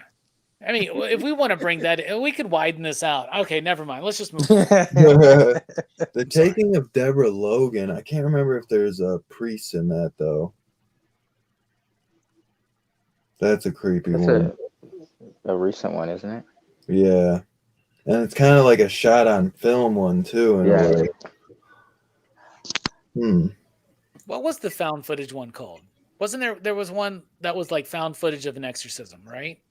Yeah, it was horrible. I don't remember what that one's terrible. I saw that in the movies. I know what you're talking about. I forgot the name. It's just I blanked it out of my head. That whole thing hit again in the 2000 era, like this like end of the millennium fever, where we had all these kind of like these movies like Lost Souls, Bless the Child, End of Days, like all these films were coming back, and that's probably why they put The Exorcist back in theaters and shit like that. They redid The Omen. There's a lot of that kind of stuff. Yeah. Yeah, I don't know. So we can get into the music if you want. Or yeah, we haven't really touched the music yet. So like the biggest thing to me with the music is we all know Tubular Bells, right? So good. And it's so well done, but what really struck me this time is how little that music is actually in the movie. Right. And for the most part, it's doing the typical 60s, 70s string approach, but it's doing some really interesting technical things with it. Like the way that they'll be like, the strings won't just be like, wah, wah, wah. It'll be like, wah. It's like there's this slowness to it, and then it gets into the quickness. And like the score itself to the movie is really good. The usage of Tubular Bells is fantastic, but it's not used a lot. And in my head, always remember that being more in the movie. Iconic, yeah. But I love the music. I think it works. The whole sound design of everything, like at the end when he gets the demon, when he takes the demon on himself, you hear the sound of pigs, right? It's a reference to the biblical story where Jesus cast out a demon from some woman and threw it in a bunch of pigs and had them jump off of a cliff to get rid of them. And so he does the exact same thing, which is something that was pointed out in the Chris Stuckman video that I watched, because I didn't even think about that. And I literally did a devotional one time about that damn story. That was Legion, right? Yeah, that's the one that's like, we are Legion. That's where that whole thing comes from. And that's also where the word for lunatic and how that relates to demonic possession and to the Wolfman, werewolf mythology. Anyway, all that to say, I really like the music in this film, and it's more than just Tubular Bells. What do you think, Perry? It was good. I liked it. There's nothing that I like can remember too much. But I think it kept me immersed in the world throughout the entire film, because there's a lot of parts where, like, especially like in the beginning when he's in Iraq and he's walking around and it's like, damn, dude, you've been walking for like 5 minutes. Where the fuck are you going? You know, like, but that music is playing the whole time, and it's it's taking you on a ride. You know, like you're walking with him. And some of the best parts sometimes about the music is when it's not used. Right. Like there's like the whole moment with the clock, where he picks up the statue and the clock fucking stops. Like, why is that to me? Like, I think that was one of the scariest fucking moments in this movie, man. But it was like the clock was playing through the whole scene. Yeah. So you subconsciously didn't pick up on it until it stopped. Yeah, exactly. Like, and it's unnerving. I mean? It's like when your refrigerator stops running and you're alone in the apartment and you're like, well, it's really quiet. Just like our, what do you call it? Evil Dead. This one has another great sound design. I think it's more than the music, because like you were talking about the dream sequence, how it was silent. It actually wasn't silent. He was snoring. He was sleeping. You could hear his breath going, and he's going. Oh, breathing. Yeah, he's going, Mama. Yeah. Mama. Dear me. Yeah. Dear me. You know, the Reagan's voice. I'm sorry. The voice actress a little bit of a bitch sometimes. I'm just joking. She's. I don't think she's an actress either. They just like found her and like, perfect, come act. Yeah, right. The Italian lady. Yeah. Yeah. You're an old grandma near death, right? Come on. Right. But like Reagan's voice is so creepy. And I just looked up the actress for the first time. Orson Welles. Old-timey, like radio actress. And Orson Welles called her the greatest radio actress of all time or something. And I guess she was pretty old when she made this, because she had a really raspy voice. But Robbie, was creepy. Robbie, you were talking about how they like tortured people to make this film. I think the director said with her, he had her smoke 3 packs of cigarettes a day and drink a bunch of whiskey and record for 8 hours at a time. It's like they were doing wild shit. They were committed. Imagine getting paid for that. Yeah, that's the technique they use on Rick and Morty, I hear. Yeah. That's why I can see it. Yeah, I love it. I wish they used the tubular bells. I feel like the biggest part of tubular bells is probably the iconic shot when the priest walks up to the house after getting out of the taxi. Yeah. I mean, I guess they didn't maybe I just feel like it's so iconic and they don't even use it that much, but it's so well known. Yeah. Right. But maybe he didn't want to overuse it. But they use it just right though, because it is well known. It's a well known theme that doesn't beat itself over your head in the movie. Even when it's just the mom.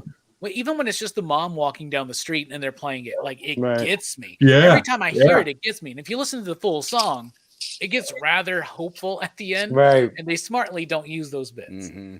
They don't even use it at the beginning title sequence. They use this like weird like violins tuning kind of thing going on. Yeah, that's that like stretched out, like screechy type thing. And another thing about those opening credits is everything fades in. All the titles fade in and fade out, right? They all do this. And then all of a sudden, when it says the title, The Exorcist, it just shows up. It's a cut. Right. And then it fades away. Like, bruh, even that's like probably the first time subconsciously in the movie where you get put on edge. Because all of a sudden it just like the film skips. And you're like, and then it goes into that Iraqi music, like the Iraqi saying, oh, and it feels like he said, like you're in Iraq. And then the part where he like a carriage is coming and the sound of that carriage coming and he goes out the way and then the dogs fighting, bro. Yeah, then he goes to the statue and the like it looks like two hyenas actually, like just fighting.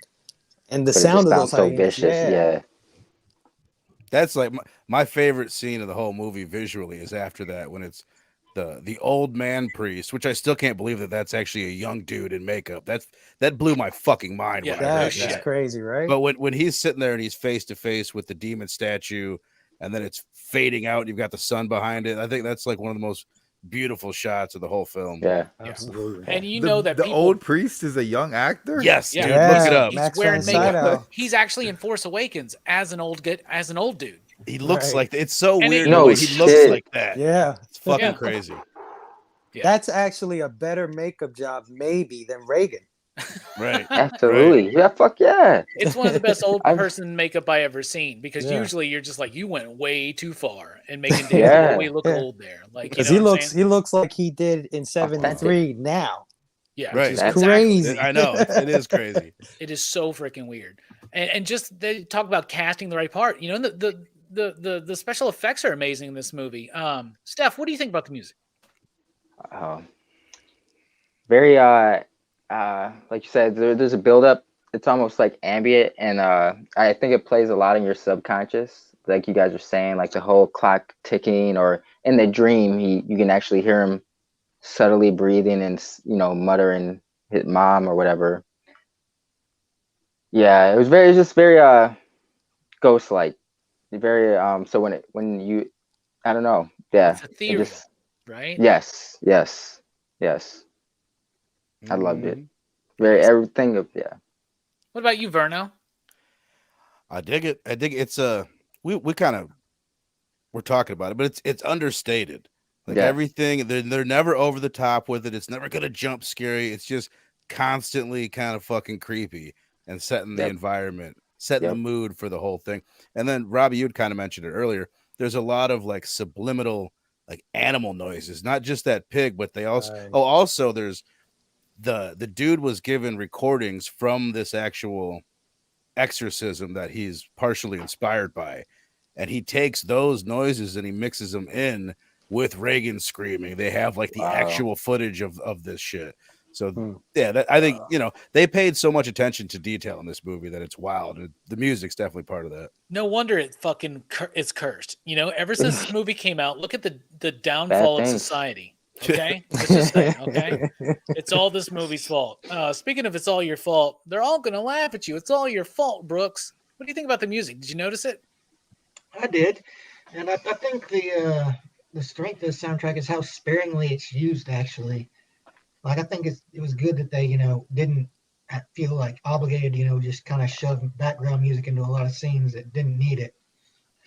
And the theme, the Tubular Bells song, it's just such a good song. So good for setting that kind of, the kind of mood that you want in a movie like this. Absolutely. Yeah, the thing that's striking to me is if somebody today, including me, like if I was making a movie and I had access to Tubular Bells for my theme, bruh, I'd be like every 5 minutes, play the fucking music. You know what I'm saying? I mean, like, how do you restrain yourself when you have that and then you have that score and just it's because this is it's just a damned masterpiece, man. Yeah, it is. It's a masterpiece of a film. Is. Dylan, I want to know what you think about the music. What'd you say, Verno? Go ahead. Oh, I was going to say that back to like just sound in general, something the director was talking about in the commentary is he really tried to always have a silent scene or a very quiet scene before a loud scene. And it's like everything, like they would cut the music out, cut everything out, and then crazy shit would happen. It definitely added to the whole thing. Absolutely. So as soon as Dylan's back, we'll talk more about the music there. That fucking face, man. I can't get over it. I think that's one of the reasons why I've been here. I haven't seen. He's so offended. I've been here, man. I didn't disappear. They cut that face in the director's cut. You get more flashes of that face. Oh yeah. For whatever reason, I know it's just a stupid, simple trick, but that freaked me the fuck out. Like when she's walking, when the mom is walking and the lights are off, and that flashes in the kitchen, yes, which isn't in the 1973 cut. But there's just something absolutely terrifying about that face. I think it's super creepy when the priest, what is his name again? Kara, right? Something like that. Karis. Yeah. I keep thinking Karis, like the mummy from the Mummy's Hand, the Mummy's Tomb, the Mummy's Curse, the Mummy's Ghost, whatever. Universal joke there didn't really work. But when he takes on the demon and his face, like that scares me. Mm-hmm. Like today, like more than Reagan, which Linda Blair, an amazing performance there as well. Incredible. No CG in this film, y'all. And they literally had to make that room cold as fuck, bruh. Wow. Because you get all those breath, all that breath. Yeah, there's no CG in 1973, right? So they had to do all that. That's all in camera stuff. Bruh, it's amazing. Cool. They said like because they made it cold using air conditioning will suck the moisture out of the room.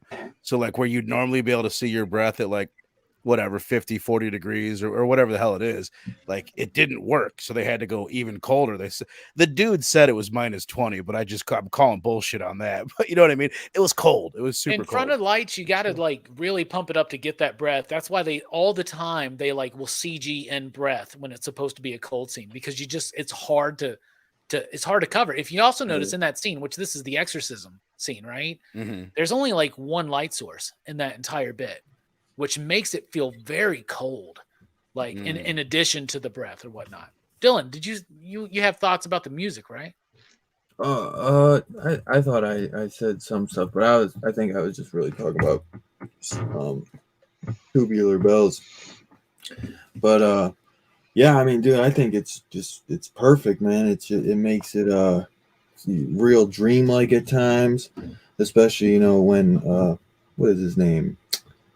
Demi or whatever, I forget what it made. That's what his mom, Damien, but his mom calls him Demi or whatever. It can feel so dreamlike, and it's iconic to me. I mean, like we were saying, the Tubular Bells isn't even in it that much, and that's just what everybody knows from it. It's just iconic, and it feels like a freaking I'm sure they did, but it just feels so masterfully orchestrated. And just like I'm trying to think, like when they have those huge orchestra shows, that's like what it feels like. It feels like they really just went for it and just took it so seriously. It feels iconic, man. And I love it, man. Jack Nitzsche is the composer of the film, and he actually also composed the score to One Flew Over the Cuckoo's Nest. And in 1983, he won an Academy Award for Best Original Song for co-writing Up Where We Belong. which is from an officer and a gentleman. So interesting. That's a good one. Omen or Exorcist? I think I'm Exorcist, but they're close, man. I tell you what, I like the music better in the Omen. Jerry Goldsmith's score in the Omen is so badass, bro. Yeah, I love the Omen. I think the Omen does have better music.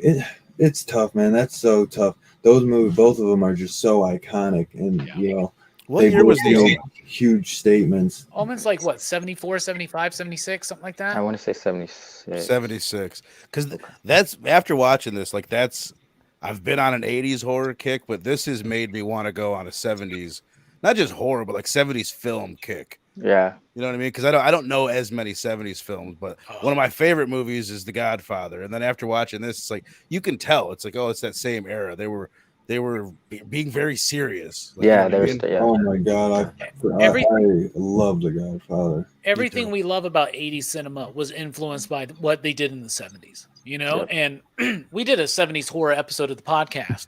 That's still on YouTube. You can check that out too. But like 70s and the 80s, like such a great time for horror. All the other movies, Halloween, Alien, The Omen, The Exorcist. I mean, these movies are like crazily like influential on where all the stuff in the 80s. The 80s is the parody of that, almost. Right. Texas Chainsaw Massacre, Suspiria, Black Christmas. Like these are brilliant fucking movies. Last House on the Left, Hills Have Eyes. Oh my god. The only reason I pick X-Men over Omen is because Omen to me seems like a continuation of Rosemary's Baby, which is a superior film to Omen. I choose X-Men too. I choose X-Men all day. Rosemary's Baby is another great one, man. Another one that just influenced so much, you know. Right, yeah. It's another serious movie, but it just has so much, you know, iconic stuff that just so many people took from and just ran with it. You know what I mean?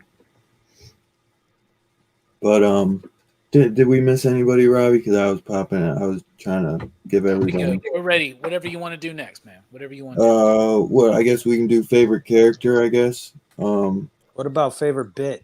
Reagan bit. Favorite she did bit, so many bits. That's a good everybody one. has their own bit. What's yours, Fable? My favorite bit is when she is convulsing back and forth, and then she finally knocks back and her freaking throat gets big. That freaked me the freak out when I was a kid, man. I heard she like really hurt her back too, like kind of injured her back doing that. Like, because freaking was her eyes turned freaking white, like white as snow, and her neck just bubbled up, and I was like, "Oh my lord, what the early bladder effect, man? Early bladder effect." Oh man, because Robbie touched on how freaking like fired a gun, like when when some of the first kind of crazy stuff happens, and then the one guy gets bitch smacked by her, and just kind of when they're trying to hold her down and give her a shot, and then there's another time when I think she's doing the, you know, lick me, and then she like bitch smacks the mom, and she like falls back and hits her head, like she for real hit her head too, I guess, like really bad. Mm-hmm. So it's like it feels so grounded, but a lot of the stuff kind of like really happened. Like a couple of these people really got injured, you know, and kind of got messed up because Friedkin was just like so crazy for his craft, you know. Like they were talking about a time when there wasn't all that protective, you know, where they were protecting the actors. Like they were kind of rough on these people, you know, and you know it wasn't soft like filmmaking today, bro. Yeah, they were. These directors were crazy as fuck, and they were gonna do whatever it took to get that shot, to get that perfect, you know, scene or whatever, you know. Stefan doing the bit fucking crack. That was like the best. That was the best face that's ever been on the bit. I didn't realize he was doing the bit. I'm watching this. Auburn's kind of trying to give this game away. I got distracted for a second. And he just popped out.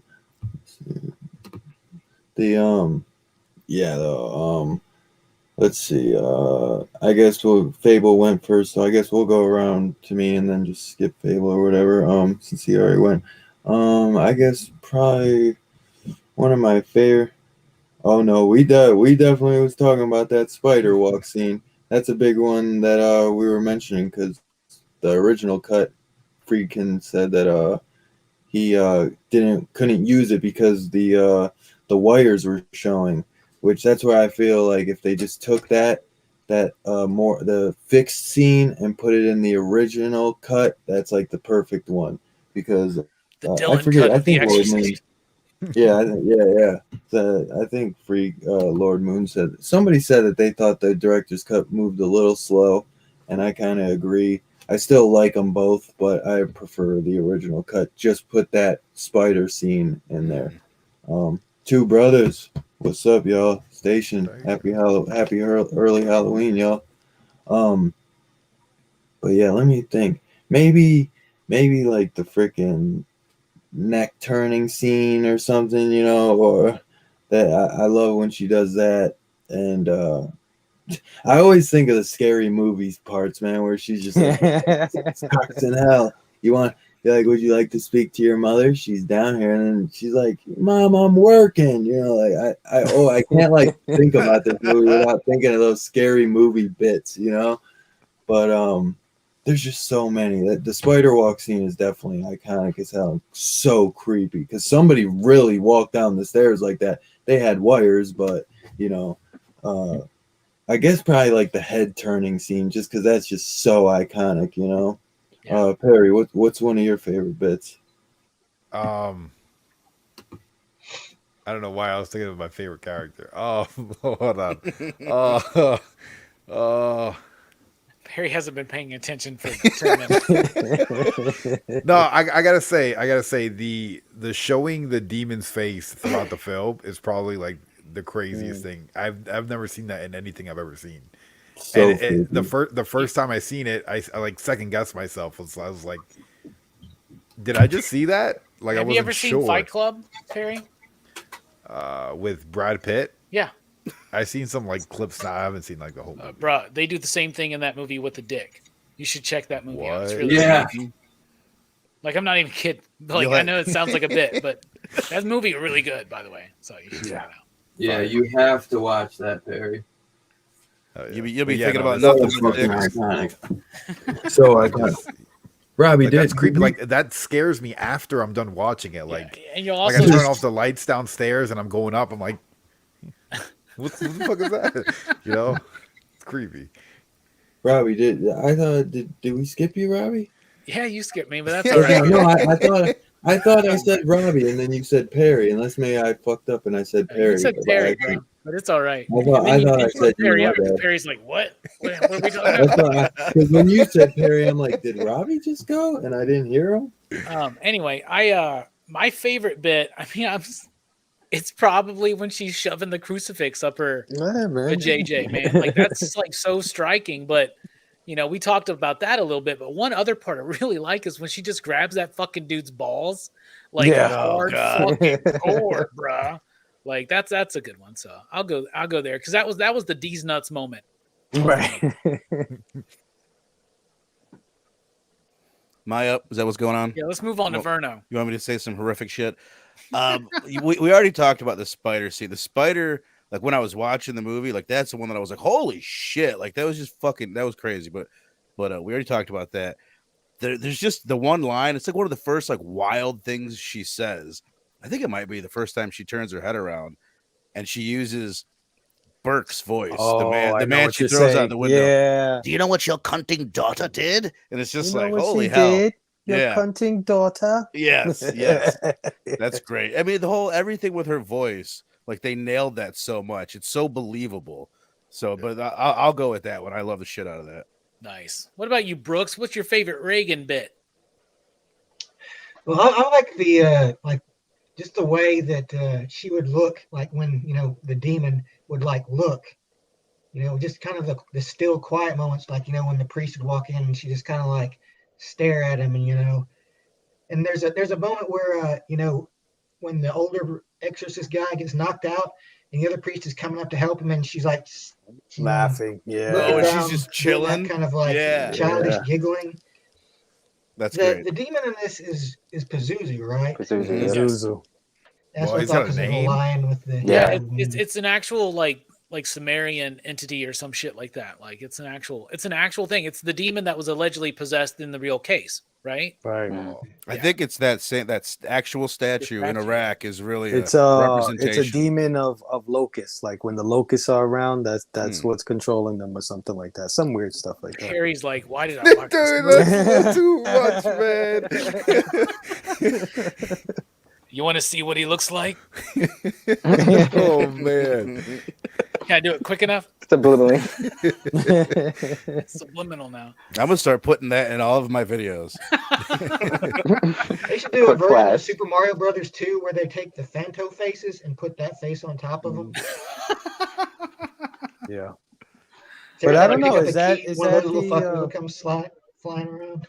Is that the actual demon's face? Because when there's a scene where she's reaching to the sky and there's like a light shines behind her and you actually see Pazuzu, which is the statue from Iraq. It's supposed to be a lion dude. Yeah. Like a lion dude with eagle wings. With the wings, yeah. Mm-hmm. And then what's the thing they find? Like Reagan's drawn that, right? Like doesn't Reagan like draw that at one point? Like a winged beast or something like that?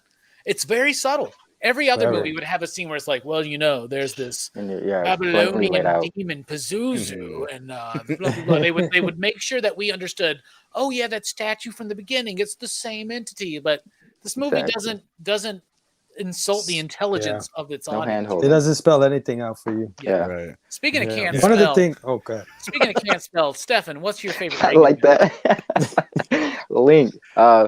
It was early on, but it just kind of set the tone for the movie. Is when she goes downstairs and tells everyone they're going to die up there and pisses, and everyone's just kind of in reality, someone would have been like, "What the fuck?" Like, but everyone's just kind of like they're all like this, bro. Huh? Yeah, they're all they're all embarrassed for her, which is like, that's why it's so effective. Is the embarrassment that everyone's feeling? Something crazy about that. She doesn't know what she's doing. She's sick. I'm like, she's fucking sick. Yeah, that early on just really set the tone for me. You're all good. And it's the first shocking thing that you see.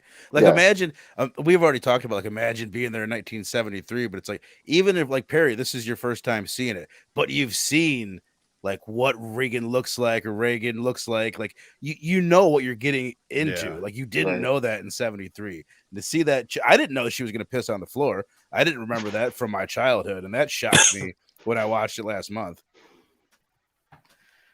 Yeah, it's a shocking ass scene, man, and it is embarrassing. It's just that's an awkward ass scene, man. It's a really good one. It's a really good one. And they do it right because you watch it, and it's like it's shocking, it's embarrassing, but like when Glenda pisses herself, it's like, why the fuck are you pissing yourself? You know? Yeah. And see the Chucky. I was gonna say, I'm like, there was another person pissing themselves in this movie. He switches over to the Chucky franchise, but that's fine. I always think of Friday the 13th Part 2 when the chick like pisses herself underneath the bed, and it's always just like, I just wish that part wasn't in here. Like, I don't know. And then like last time I watched it, I was like, maybe it was the rat that pissed instead of her. But I don't know. Pissing yourself apparently is something that people do. I don't know. What's crazy though is how fast the change happens in Reagan. Like that scene is the first moment where something crazy happens, but the sequence of events, it goes to that and she starts getting a little crazier and they take her to the hospital and all of a sudden that happens. And then it's over. It's over, bro. Like the fucking shit's moving, the mom's like, goddamn doctor, the shit was moving up. Convulsions. Motherfucker. Yeah. I love serious? Before that, like the little subtle line when Reagan ends up in her mom's bed and she's like, I couldn't sleep. My bed was shaking. It's like, what the fuck you mean your bed was shaking? Let's talk more about this. Yeah. What are you talking about? Like, sign one. Like, wait a second. What did you say? She's all like, oh, I forgot I got to go to work. I'm an actor.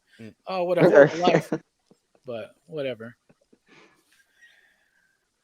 Hey, Dylan, what do you want to do next? We were going to do characters. Perry was ready for that. Perry, I was ready for my character. Your favorite character in the movie, Perry? All right, so it's the detective. Every time he's talking to someone, he just invites them to go see a movie. Like, this guy is lonely. This guy just wants someone to go and watch a movie with and enjoy himself. And nobody takes him up on that offer. It's like, Just go watch a movie. Didn't you say they were looking to hire Paul Newman in it? Because they referenced that in the movie. He was like, "You kind of look like Paul Newman." I thought that was cool. I keep thinking that the detective is what's his name from the Pink Panther. Right. Me too. Oh yeah.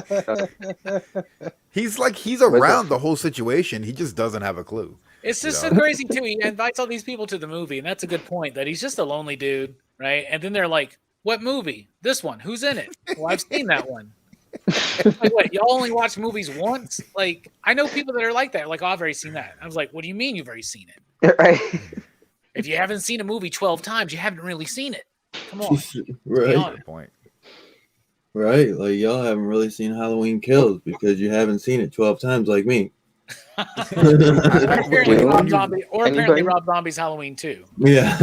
When you rewatch a movie, you have like a completely different perspective the second time because you know the ending. So then you pick up on all these different things. Like I just watched the third, fourth, fifth, and sixth time too. Like every time I watch a movie again, it's a different experience. Yeah. Right.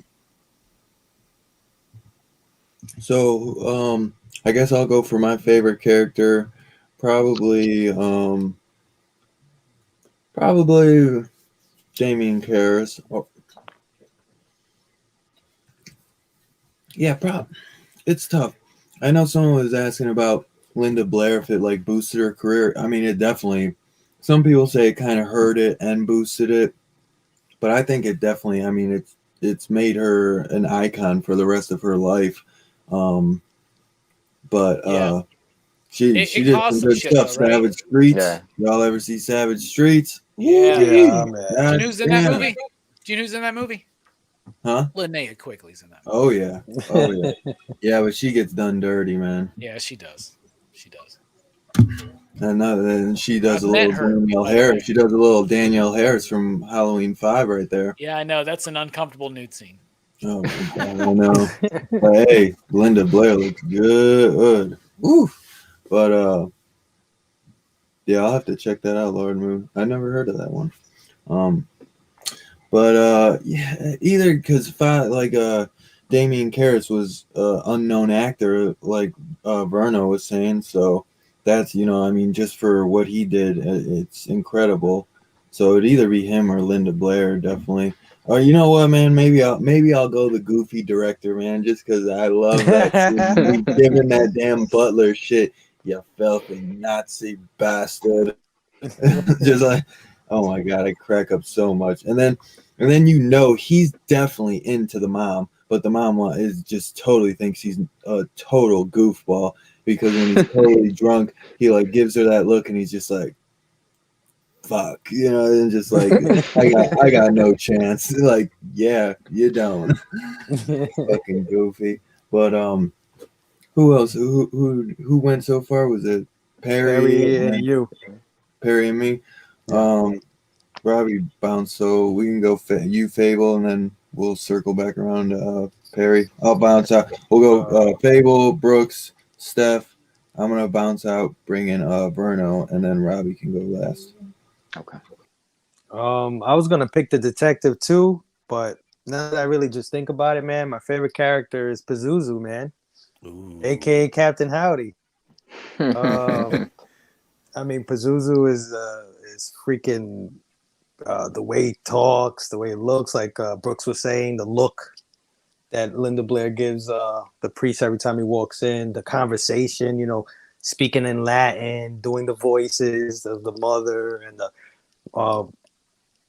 there was a scene where he sees a bum on the train and he says, "You help an old altar boy, father." And she does that again, and I love that. She opens the drawer and he's like, "Did you do that?" She's like, He's like, "Do it again." Too much of a display of power, Karras. like Pazuzu, man, for sure. Hell yeah. What about you, Brooks? I'd probably say Pazuzu is my favorite too. He's just such a. He's like, all he cares about is making people uncomfortable and fucking causing pain and trauma to everything around him. And I just love like I was saying before, like the way he just looks at people Like when they walk up, like he's just sizing them up with those creepy yellow eyes. Mm-hmm. It's like he's just such an unsettling presence. Like he doesn't even have to do the whole twisting the head thing around and all that shit, but just, that little extra bit does help on occasion. And I think he should use his telekinesis a bit more, I would think. If you have it, why not? That's such a waste. Are we still talking about The Exorcist? Okay. I like leave and I come back and I'm like, what? Telekinesis? What the hell? Okay. Moving moving shit. Oh, is that your favorite character, Brooks? Yeah. Yeah. Oh, good pull. Well, it was a better pull when Fable did it, but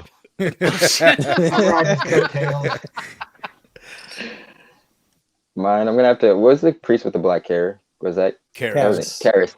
I like him. I like How many times do we have to remind people about this dude's name tonight? My short-term memory is not what it used to be.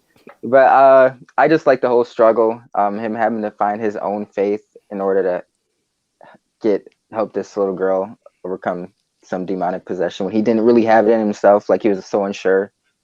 I like characters that struggle like that. So. Nice.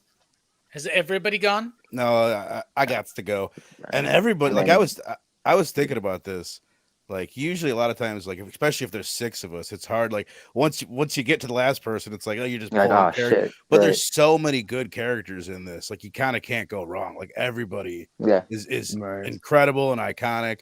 But I'll go with what's left is I think the mom like carries the movie. I think the acting, she's one of the best actors in the film, and just like the genuine, like the way that she cares about the kid.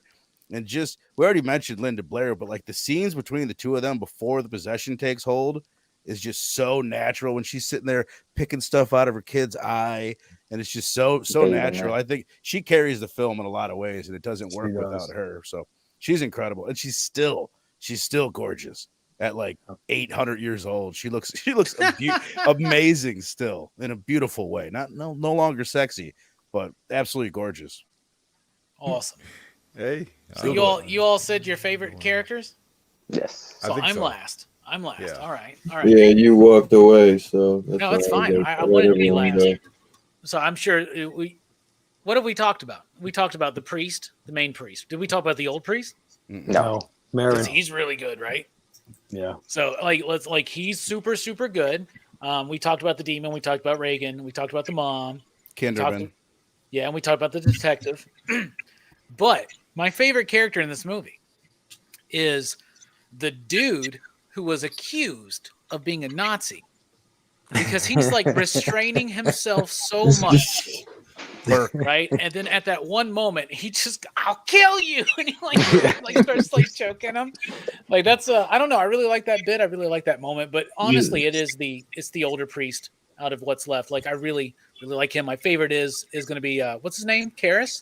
I think so. The dark-haired guy. Yeah. I really like his journey and his story. Like that story to me is it's almost like him and the mom. Like that's the heart of this movie. Is that and they're going through something very different. She's an atheist, an actor. She represents liberal Hollywood. He represents conservative Catholicism. And they're both going through this crisis of faith, even though their starting point is not the same, right? Absolutely. And I think that's very, very profound. I love those nuances in their performances, because she's one side, he's the other side. It's very much aligns itself with like Kabbalistic principles and the hero's journey. Like it's all in there, but it inverts certain things.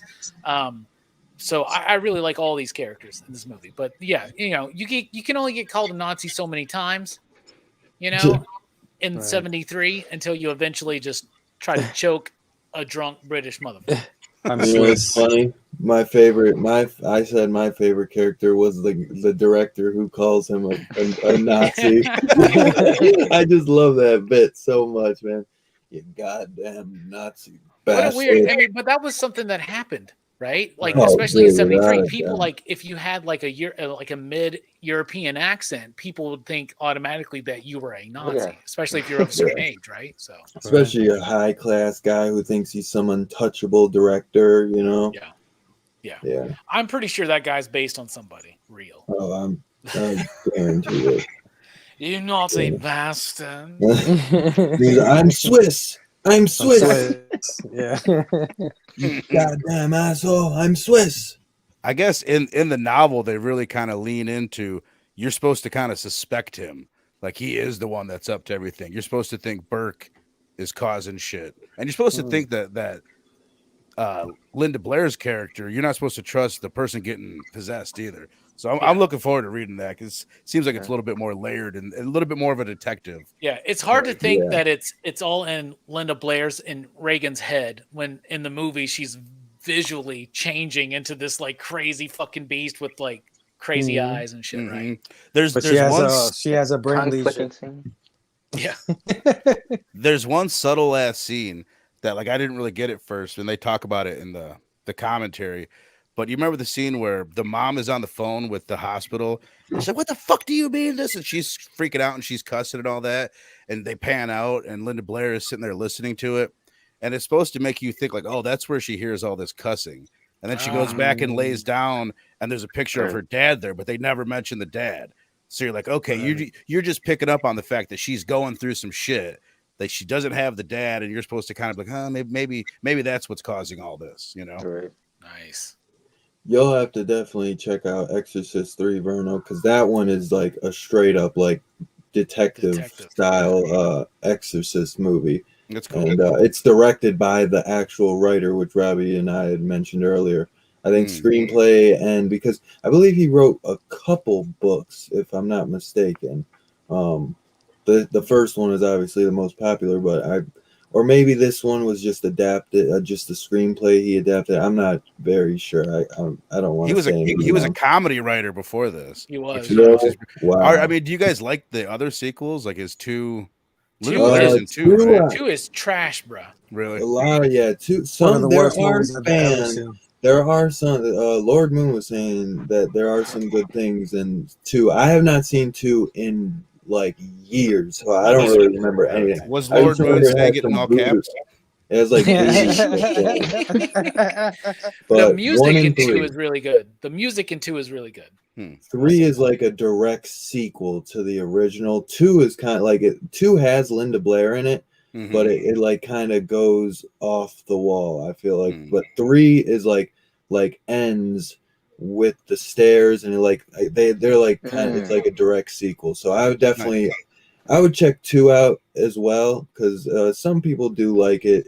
It is more hated, I feel like. But I'm like real careful when I say it, because I like to try and give everything a fair shot. So I do want to definitely check it out. That's really nice of you. That's really nice of you, Dylan. But I would say watch Exorcist 3 and just listen to the soundtrack of Exorcist 2: The Heretic. So, definitely, dude. Definitely, Verno. If you got time, watch Exorcist 3 tonight, bro. Like I'm telling you, that you'll really like it. George C. Scott, Brad Dourif is in it from freaking the voice of Chucky. That's an incredible film. Especially if you were really digging this one, man, because it takes place, and the detective at the end is supposed to be, he becomes the main character. It's a different actor. He died just a couple years after this. I think he died in 76. So they had George C. Scott. The Exorcist 3 is the Halloween 2 for The Exorcist. Yeah. Like it's the one. It's not as good as the first one, but it's feels the like only really faithful successor as far as there are some people though that like 3 better than the first, but they're real close. Obviously, I like the first the best, but 3 is right up there, man. 3 is really good. Nice. They're just different styles of movies, I feel like, because the one's more like a detective story, but it's great, man. It's great. Let me think. Did I leave anybody out? Was there anything else we were going to mention?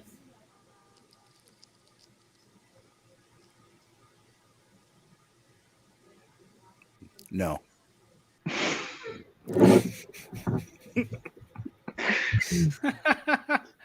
It's your show, bro. We're 2 hours in, man. So we can either rate it now, or if you wanted to, we could go. We could keep going, but it's up to you, bro. Well, we can do some. We'll do a final thoughts and rating then. Because with all of us, I'm sure that's enough.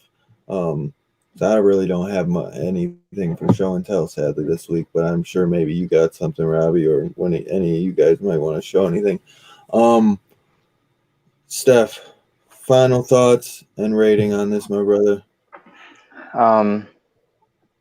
Definitely, it's a film that's scary. I was kind of like you guys. I kind of younger years thought it was boring, didn't see the big hype, but when I actually sat down to watch it, I appreciate and can see how riffed off of things that they've done from that movie are deserves its hype, or its mention up there. So yeah, I enjoyed it thoroughly. Doing ratings now, or yeah, just final thoughts and then rating. I'm gonna. I know it's a cop out. It's easy, but I'm gonna give it a 5. Like I really cop out. All right, I really respected watching this movie and all the subtleties and the message, the underlying messages behind it, the dichotomy between people's beliefs in the film. Just really well done. Absolutely worth seeing. Hell yeah. And anyone down in the comments below, make sure, if you've seen The Exorcist, throw your rating down below out of 1 to 5. You digs, 1 to 5 slips, or 1 to 5 exorcisms, as Jamie might say. I'm not sure.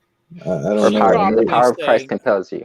I bet Jamie would give it like 5 vomit speed. I was gonna say 5 projectile vomits out of 5. Yeah, I was gonna say I had a feeling that's probably what you would come up with. Burn on my brother. Final thoughts. Yeah, right. Final thoughts and rating. I already kind of mentioned it earlier, but like I'm so glad that I rewatched this because like legit, like I think it's a perfect film. Like it blew me the fuck away.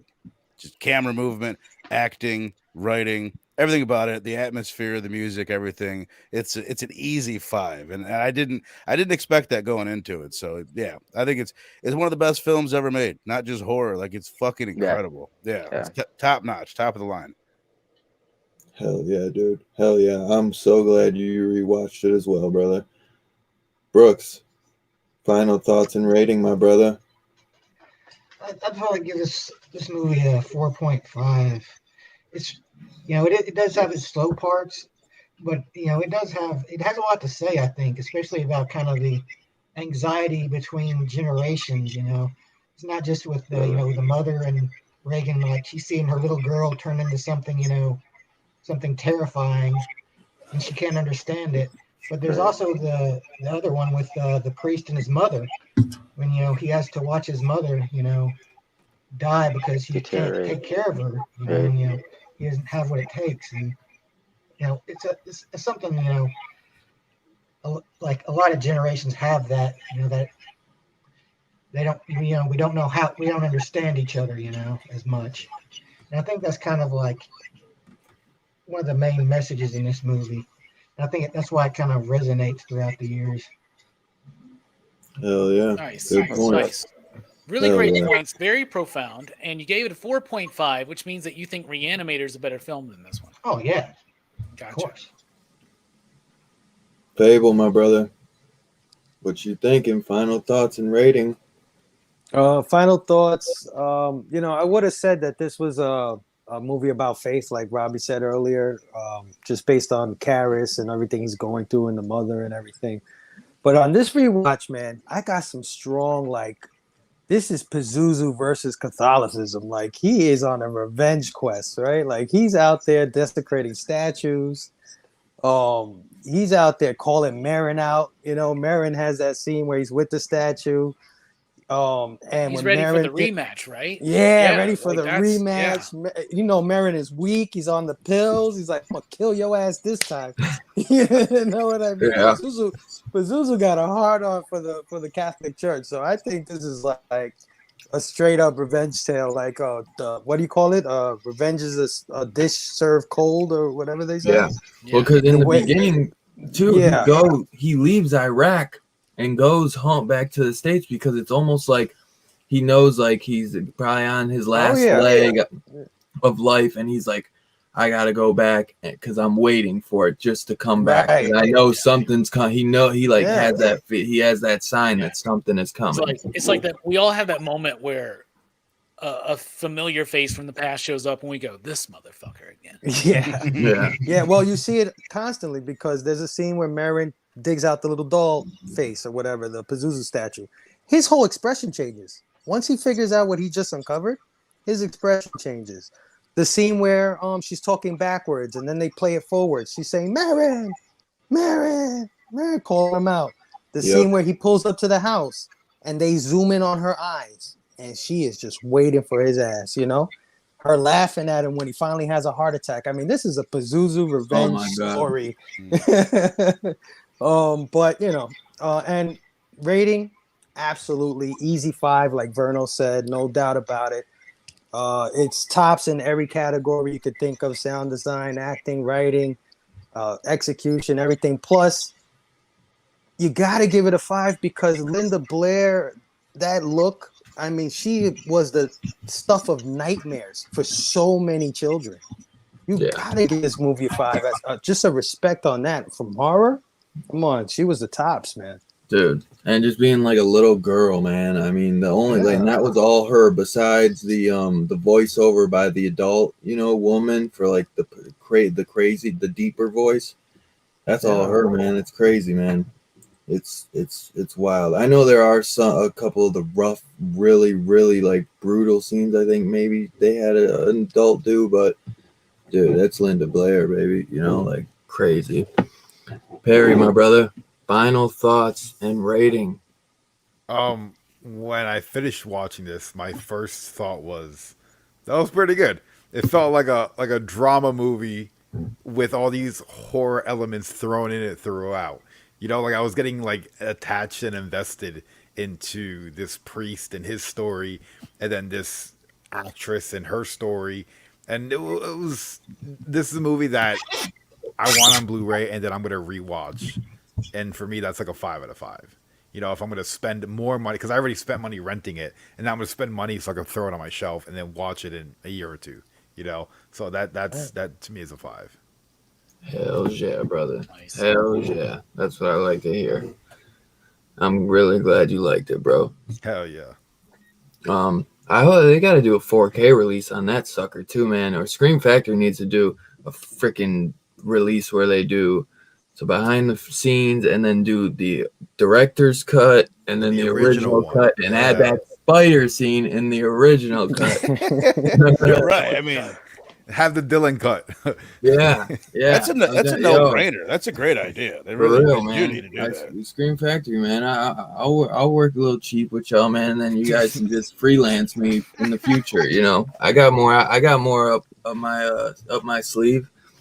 I know what the horror community wants. Nightmare on Elm Street box set.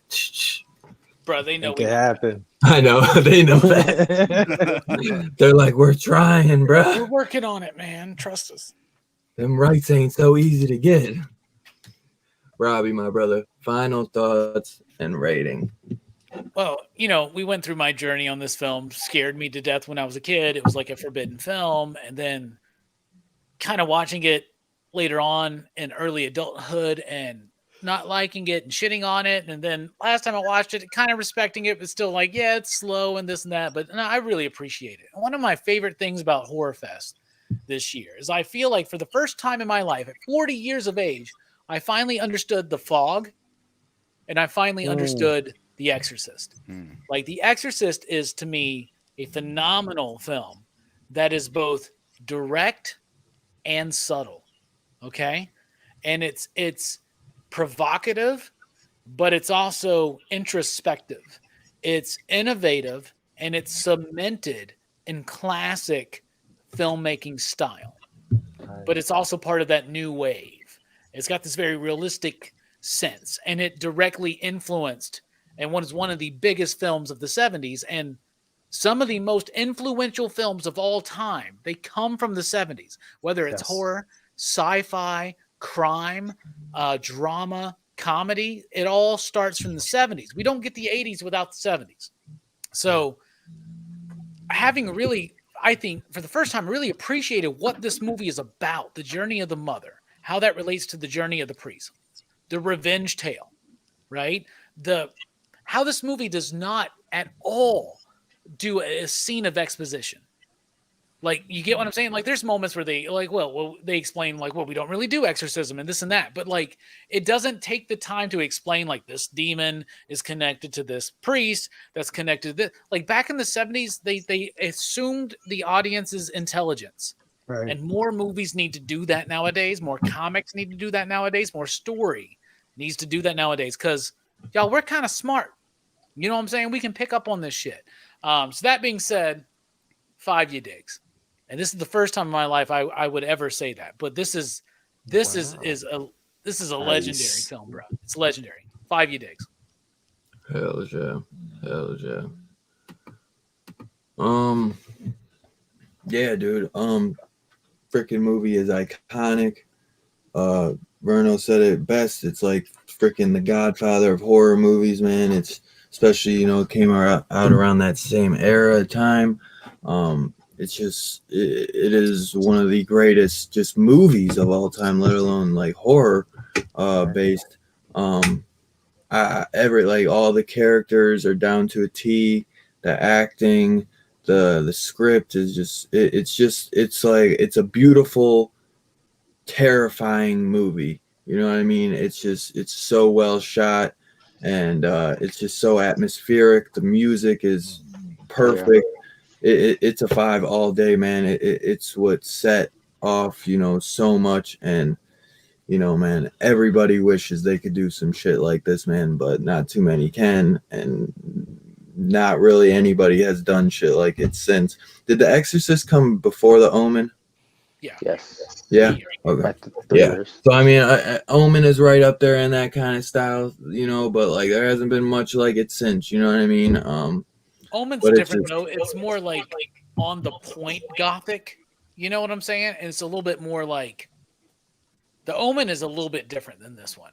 Yeah. Like, I think like this is, and it's almost unfair to compare them. Yeah. This one's damn. So we all give it a perfect score except for Brooks, who went 4.5. The critic Brooks. I know. As soon as he said it, I was like, "Go against Brooks tonight." Brooks keeps it real, man. I just watched the Friday the 13th stream you guys did last year. This motherfucker keeps it real. Everybody else was a little high on their score. Yeah. Brooks was bringing you guys back down to reality. I was really drunk that night, bro. Trust me. Me and Holshu were really like putting them up there. But y'all were like 5 digs. I'm like, what? Well, Lord Moon agrees, and he says 4 or 5. But maybe the director's cut is a 4 or 5, and the original is a 5. You know what I mean? Yeah. I like those added scenes. Like I don't mind them. I obsessed over this. I want to see the theatrical. What's the Blu-ray I love that, Ron. What's the Blu-ray you got, Bruno? It's like the Amazon. If you got on Amazon, I'm pretty sure it's Amazon's choice for Blu-ray right now. Man. It's got 2 discs. You'll know it when you see it. But it was probably like the $20 one, and I was like, well, I'll just get the $9 one. I think so. It's got a little like one of the bonus features is like kind of tells you what's different. It's like this is what's different. This is why, which is nice to know. But right. I dig all the scenes that they put in, and I don't know, but I'm not super familiar with the 73 cut, so I don't fucking know. But the spider's worth it, man. Yeah, definitely. I think it adds to that pace that we were talking about, that deliberate, slow kind of pace that just consistently builds and builds and builds to that third act, which is the third act is the exorcism. And that's just like intense as shit, bro. One of the scenes is it's the mom sitting there with the doctor. And the doctor's like, you would not believe the things that she said to me. And she's like, what? Just say it. What the fuck did she say? And I don't know why. That was like one of my favorite scenes in it. And then I realized later that was one that was added in. And then the big one is at the end. That's when they do get explaining. That was the big debate. When the priests sit there and they pretty much explain what everything is about. Right. a lot of people might not like that scene because of that, but I personally just like the way that it's shot with the two priests sitting, the way that they're sitting on these steps. It just the cut footage cool. Yes. in this movie is better than movies that came out. Just right. the cut stuff, but hell yeah. My man Sam Fett says 5 Exorcisms, my favorite horror movie. Eugene Reed says Exorcist original. If 5 is top, then I'll give it a 5 for sure. Hell yeah, brother. Bobby D gives it a 666, aka 6669, 69, brother. Lord Moon gives it a 4-5, kind of drags a bit. That's he's screaming at me. You got someone with you, brother. How the F did I miss this? I don't know, my brother. But you know you catch that rewind. 5 your digs for my boy Albert. Let's see. Lord Moon goes Omen Exorcist. Omen. No doubt, brother. Station. Hip hop happens. Station, brother. Still more potent movie. It cuts through all the drama. I feel it. Yeah, dude. So 5's all around. 4 or 5 for my man Brooks. Always love him for keeping it real, man. He is a fucking man. Barry, first time watching, just a legendary stream. Happy Halloween to everyone, man. Only an hour and a half away from it. If you're Eastern time. If any of y'all want to say what y'all got, did anyone have show and tell before we get out of here? Because I got some stuff. Cool. Let's see what y'all got. Sadly, I ain't got shit. Baby, what you got, my brother? Well, first I wanted to show off my version that I got. This is the original DVD release of the extra scenes, the version you've never seen, and with the tagline. I love that cover, man. Cardboard cases. Yeah, scariest movie of all time. There we go. So I wanted to show that off. Also wanted to show this bad boy. Finally got one of these. Nice. I missed it, man. I wanted with the slip. With the slip. Got one of these bad boys. So happy to have that. And then I got a couple of figures. First I got Rodimus Prime. Nice. People hate on Rodimus Prime, but I love him. Maybe because everybody hates on him, but love that guy. Of course, he turns into the Winnebago kind of thing. Love that. What up, John? I also got another Transformer here, Wreck-Gar. Nice. Portrayed by Weird Al Yankovic in the movie. Hey, turns into a nice motorcycle. Happy Halloween from Japan. Hail to the chat. Happy Halloween from Cleveland. Hail, boss. That's crazy. From Japan. One of the coolest figures I got is you guys remember Ravage from Transformers, right? He was one of the cassettes. He turned into a panther. I didn't know they made a Beast Wars version of him, so I got Beast Wars Ravage. And he comes with the original cassette right there, so that's pretty cool. That's fire. Heck yeah. There you go. That's my show and tell. Sick, dog. Good shit, brother. Nice. Yeah, dude. I got the little freaking. I got this for like $4 or $5, but I wish I had that sweet cover. I like the slip, but it's like, give me that classic poster, man. But is yours the original version, Fable, or is it the director's cut? No. This is the director's cut. This is the first release. I guess we would say first print when it first came out on DVD. That was this one. It's got that cool where you open it like this way. A little snap thing. Warner Brothers, baby. Why am I so low down? Oh, I thought you were showing. Oh yeah, you want me to show some stuff? All right. So Mike just got back from his tour and all that stuff. So he brought me some cool stuff. First of all, I've never been to a Del Taco, so he brought me back some sauce packets from Del Taco, so I can try them. That's cool. That's perfect. Really cool. He got me He got me some of these Count Chocula mini treats. Nice. So that's super cool. It's almost like he knows you. He does. He got me this Lucky as an Astronaut from the cereal boxes I've been trying to collect. That's and it. Me and him were at the grocery store today, and we were trying to pick up some more. And some of the cereal boxes, somebody had opened them all up and just stole the fucking toy out of them. I bought another box of Cinnamon Toast Crunch, y'all, and I got a Boo Berry, one of the nice. So that's cool. Nice. And then Mike got me this Movies cup. Yeah. So that's really cool.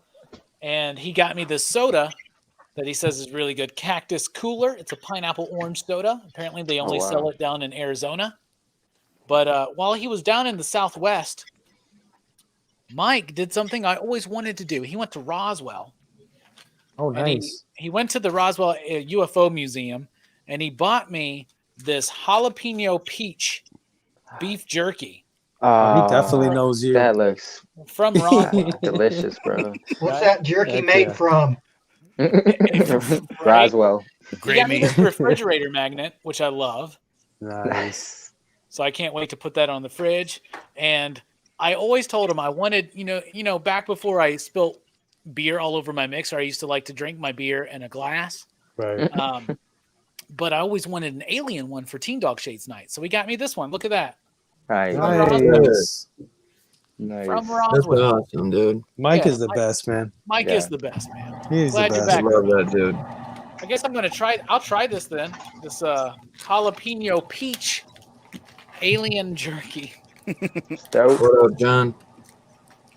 Take it off me. It won't open right now. Bro, Joe, real American hero. I guess I lied. Yeah. I do got a couple things I'd like to show You got you. a couple things? I got a couple things. First, this is my first horror. Sideshow. God, I love that. Nice. Hold on. I love that figure, dude. Hell yeah. Fucking, it's like hard to fucking aim it the right way. Comes with a machete, comes with an axe. Of course, this is part 3. First time you see him with the mask. And then I showed a drawing off last time. When I first got into drawing, so this isn't like especially good, but I did do a Linda Blair like when I first started learning how to draw a couple of years ago. Just a little pencil thing. Nothing too special. That's dope, bro. Thanks, man. That's nice. it. That's what I got. I'm gonna try this now. Yeah. It's not as hard and tough as most beef jerky, so I'm kind of weird about this. Anyone else got anything to show before we get out of here? Brooks? Yeah, Steph? I got a couple of things over I here. see if Perry might have something. Perry, you got anything, my brother? Fried chicken. It tastes like cold fried chicken. I got a good guy. Oh, nice. Damn, bro. I would not sleep with that in my house, man. Check the batteries, bro. I have. And you got the part 2. You got that part 2. It's smaller. That's a life-size one, isn't it? Yeah, the thing's that's big. awesome, dude. Because he's got that part. You got that part 2 one that's smaller. But I wanted that part 2 one so bad. Wasn't bad. Spirit Halloween, like $80. That's dope as hell. It was only 80 for that life only size? $80. Yeah, I seen No online way. like some were going for like 150. I was like, Dude, damn, I should have got say, 2. Those life size ones are usually fucking like crazy expensive. Yeah. That's crazy, bro. Oh, Robbie, how's that alien soft meat in your mouth? I don't like it, man. I don't know. It tastes like cold fried chicken. You ever had have you ever bought like a bucket of fried chicken or something, and you like put it in the fridge, you wait, and like you woke up the next morning or something, and you were like, "Fuck it, I'm going to eat it cold." Hell yeah. Yeah, it tastes like that. And it's never not. I don't. I'm just glad it came from Roswell. I really like this magnet and this glass, though. That's really cool. Yeah, that's dope. Mm-hmm. And Mike, by the way, I don't want to speak for him, but when he was in Arizona, saw lights in the sky. Unexplained lights in the sky. There's always lights in the sky, bro. They're called stars. Shut the fuck up, Brooks. You know what we're talking about. Hey, Brooks, did you have anything, my brother? Yeah, I pulled a couple of things up. I found this other day at Walmart. It's the complete Spartacus series, the Sam sick. Raimi series. Hell's Got it for $20, which is a pretty good deal. I heard that show is just tits and balls. Man, that show I'm was down shit. for it. It's also like got lots of violence for the tits, not the balls. And at least it's equal opportunity. It has dudes hanging dong and boobs and yeah, a little bit for everyone. A little for the men, little for the ladies. Yeah, a little bit for everybody. Even though I don't think ladies really like seeing swinging balls. Yeah, I was gonna say. Hey, you don't know. I know ladies that like swinging balls. I know ladies that don't. I know men that get it, but I also know I know men that don't, and I know men that do. Oh, motherfucker! It's good to compare. I'll pick this up. This is Battle Angel Alita Last Order Volume 2 Omnibus. This is one I'm on right now. Oh, damn. Showed off the first volume on the last PCP movie night. Yeah, there's like 5 of those. On my way through Volume 2. On my way up the ladder. But yeah, that's all I got for now. And you got those luscious locks of hair is what you've got. Bruh. Dude, I had to show this. This is we just found this in my grandpa's garage. I don't know if any of you guys know this from your childhood, but it would like squirt water out at you, and it's got these little sponges you'd throw at its face and shit. But it's like, how wild is that? That thing's that's cool. I've never seen that, but I do love me some tea. Right, that thing is probably worth so much money, Vern. Right. I looked it up. It wasn't worth anything too much, but yeah, really, I'm getting one then. But it's in good condition too. I just saw that. I'm like, oh, I have to show that off. So hell yeah, dude, that is cool. I know. I saw you jump up. I was like, what's he going to grab? I saw that on. Did you post that on Instagram or Twitter or something? Yeah, I saw that. That looks. I was like, what the fuck is that? I gotta have it. Oh yeah. Well, before I don't want to bounce out before because I do gotta get going. I gotta go run down the street real quick. But before we go, I want to shout out the chat. But I also want to let y'all, if y'all got anything going on this week that y'all want to talk about next week, we'll be reviewing on the horror show next Saturday, Tales from the Dark Side, the movie. So do your homework, check that out. That's what we'll be reviewing next week. Station. Robbie, what you got coming out this week, my brother? No Rockin' Robbie live tomorrow. Okay, that's cool. But there is my top 10 video with Jim Mint. It's going to be dropping tomorrow afternoon, I believe, because he's doing a live stream with Fee for Halloween. They haven't done a live stream in a few weeks, so that's cool. Check that out. I'm sure maybe Jen and Mars will do their live stream, so check that out. Monday, I'll be over at the EXP with Dynamic Forces, slinging some comics and having some great chat. Seriously, y'all jump in on the contest. Check out the Comic Collectibles preview show and giveaway. Just drop a comment because Trav won, Manny won, 62 won. Like, people are winning these like $50 covers. And all you got to do is just throw a station in the chat. So go check that out. And then weekly comic book review. We're off next week for PCP movie night because Horrorfest takes a lot out of you sometimes. But we'll be back on November 12th with Donnie Darko. So do your homework and watch Donnie Darko. Watch both cuts. Yeah. Both cuts. Oh, there's two cuts. Yeah, there's two.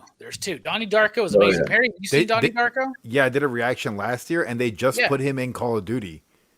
Bruh, you want to join us on the show? Okay. All right, Perry, you're on board. Let's do it. Boom. All right, yeah. And aside from that, just be good to each other. And every Whiplash Wednesday, support the hell out of the PCP Bad Batch. Let's do it. Be excellent, my brother. Vern, my brother, you got anything popping on the show this week you want to mention? Yeah, tomorrow you'll be seeing a conversation with Justin from No Good Comics, just talking a little bit of comic books that came out this week. Great dude. You guys got to check that out. 1K, brother. Yeah, for sure, man. Yeah. And then every Wednesday, weekly non-spoiler comic book reviews dropping. So I do that every Wednesday, got that, and then every Sunday a conversation with cool people. I know I got when Decorum wraps up, I got Mr. Rock and Robbie Billups coming back on. I just had Comic Book Herald on. We talked Inferno, so something cool every Sunday. Hopefully, that's the plan. Can't talk about Decorum without Robbie. It's a simple story, and one more thing. War Eagle. We just pulled up the upset on Ole Miss. War Eagle, baby. Go Tigers. P Money, my brother. What you got popping on the channel? So I just finished my horror movies for the month of October. I still have like 15 that I have to edit, so I'll just drop them like as the weeks go by. But I'm going to be driving into sci-fi movies. So I'm gonna try to watch a bunch of sci-fi. I'm gonna start with Interstellar and Arrival. Nice. Nice. Interstellar is one of my favorites, man. Is it? It's my favorite Christopher Nolan movie as we speak, but it changes every time I rewatch them. Fable, my brother. You got anything popping on IG? Nothing in the immediate like this week or anything, but November 14th, starting November 14th at 6 p.m., which is a Sunday, and every Sunday after that, the Blame Fable show returns. But this time it's going to be called Blame Fable Tonight with Big Herm and Missing Link. So we're going to start at the 14th, 6 p.m. and, try to lead into Pop Culture Philosophers at 8, because Herm used to do a show, but now we're just going to be all three of us doing it. That's Sunday? So now you're going to be the official lead-in to Rock and Robbie Live? All right, if you'll have me, bro. If you'll have me. If you'll have me. That's perfect. Jesus. Yeah, now can I be the official lead-in to the Blame Fable show? Because I'm at 5, you're at 6, Robbie's at 7. There we go. Yeah, let's do it. Let's make let's Sunday. Call it something. I don't know. Whatever name you want to call it. We'll call it Nutsack Sunday. No. Nutsack Sunday. No. We could do better. Sorry. We'll workshop that. Nope, it's already locked in. Yeah, we'll be like it's actually called like Super Spectacular Sunday or something, aka Nutsack Sunday. I hope to have every one of you guys on the stream on, man, at some point, because I always leave one. Can I be on it? Of course, absolutely. Can I be on the first one, or do you have too many people? I might have somebody, but I'm not sure yet. But heck yeah, man. Bro, you just let me know. We'll figure it out. You holler. Yeah. Your people will call my people. So basically, just call Manny, and Manny will call me, and then we'll figure it out. Hell yeah. Well, make sure you go follow Fable at One Collection Down on IG, man, so you don't miss those Sunday shows starting November 14th. And my boy, the Cerebros, that's your IG name too. So definitely go check him out, my brother. Real quick. Verno, by the way, is one of the creepiest things to me in this whole movie is the whole Captain Howdy bit, right? Right. It's like any kid that has an imaginary friend now, I assume is a demon. Right. Oh, you assume correctly. I don't trust kids playing with the Ouija board. Then yeah. I don't trust kids. I forgot the Ouija board bit. That's why we always set up a Ouija board in our Halloween parties. Nobody would ever go into that room. And I'm like, bro, Hasbro made this. Like, it's fine. I pull it out, bro. I got one in the closet right over there. I pull it out and people lose their fucking mind. They're like, I'm out of here. I'm like, are you serious? Okay. Oh my God. Well, thanks everyone for hanging out. Dude, happy early Halloween. We're only an hour and 18 minutes away if you're on the East Coast. Thanks, Brother Joe, for hanging. Thanks, Albert, Lord Moon, Jorel, Bobby D, Eugene. Thanks for coming. Eugene was the first time dropping, so I appreciate you coming and hanging. John Stout. I don't want to screw up the name, but my boy from Japan, Kiza's Tea House. I'm sorry, but canceled. I tried. Yeah, unsubbed. Let's see. Who else was in here? I know there's a bunch. Bobby D, Hip Hop Happens. Sam Fett, my boy. Did we lose Missing Link? Two Brothers was in here. Let's see. It always cut me off at one point. Yeah, it cut me off. But I know there was a bunch of people. If I missed your name, I think that's a yes. Thanks everyone for hanging. What was that? No, I was just asking if we lost Missing Link. Sadly, we lost Steph. Wasn't Chucky from Chicago, not Japan? No, his son. Yeah. Chucky was. The first one is based in Chicago. His son, Seed of Chucky, is like made in Japan, and then their dolls are made in Japan because in Seed of Chucky they're like, they like look at their wrists and they all say made in Japan or some shit. And then the son is all like konnichiwa or some shit like. Yeah, he's like a ninja, dude. Yeah. Like, I don't know where you got that from. But remember to check out Tales from the Dark Side, the movie. That's what we will be reviewing next week. Horror Fest will never end. Horror Fest never dies, as we say. You know, evil might die tonight, but Horror Fest never does. Station, everyone. Evil dies tonight. Happy Halloween, y'all. Y'all Happy the best, Halloween. man. Heck yeah, man. Keep rocking. Y'all the best, man. We love you all. And thanks for hanging out, y'all. Y'all the best. Spooky.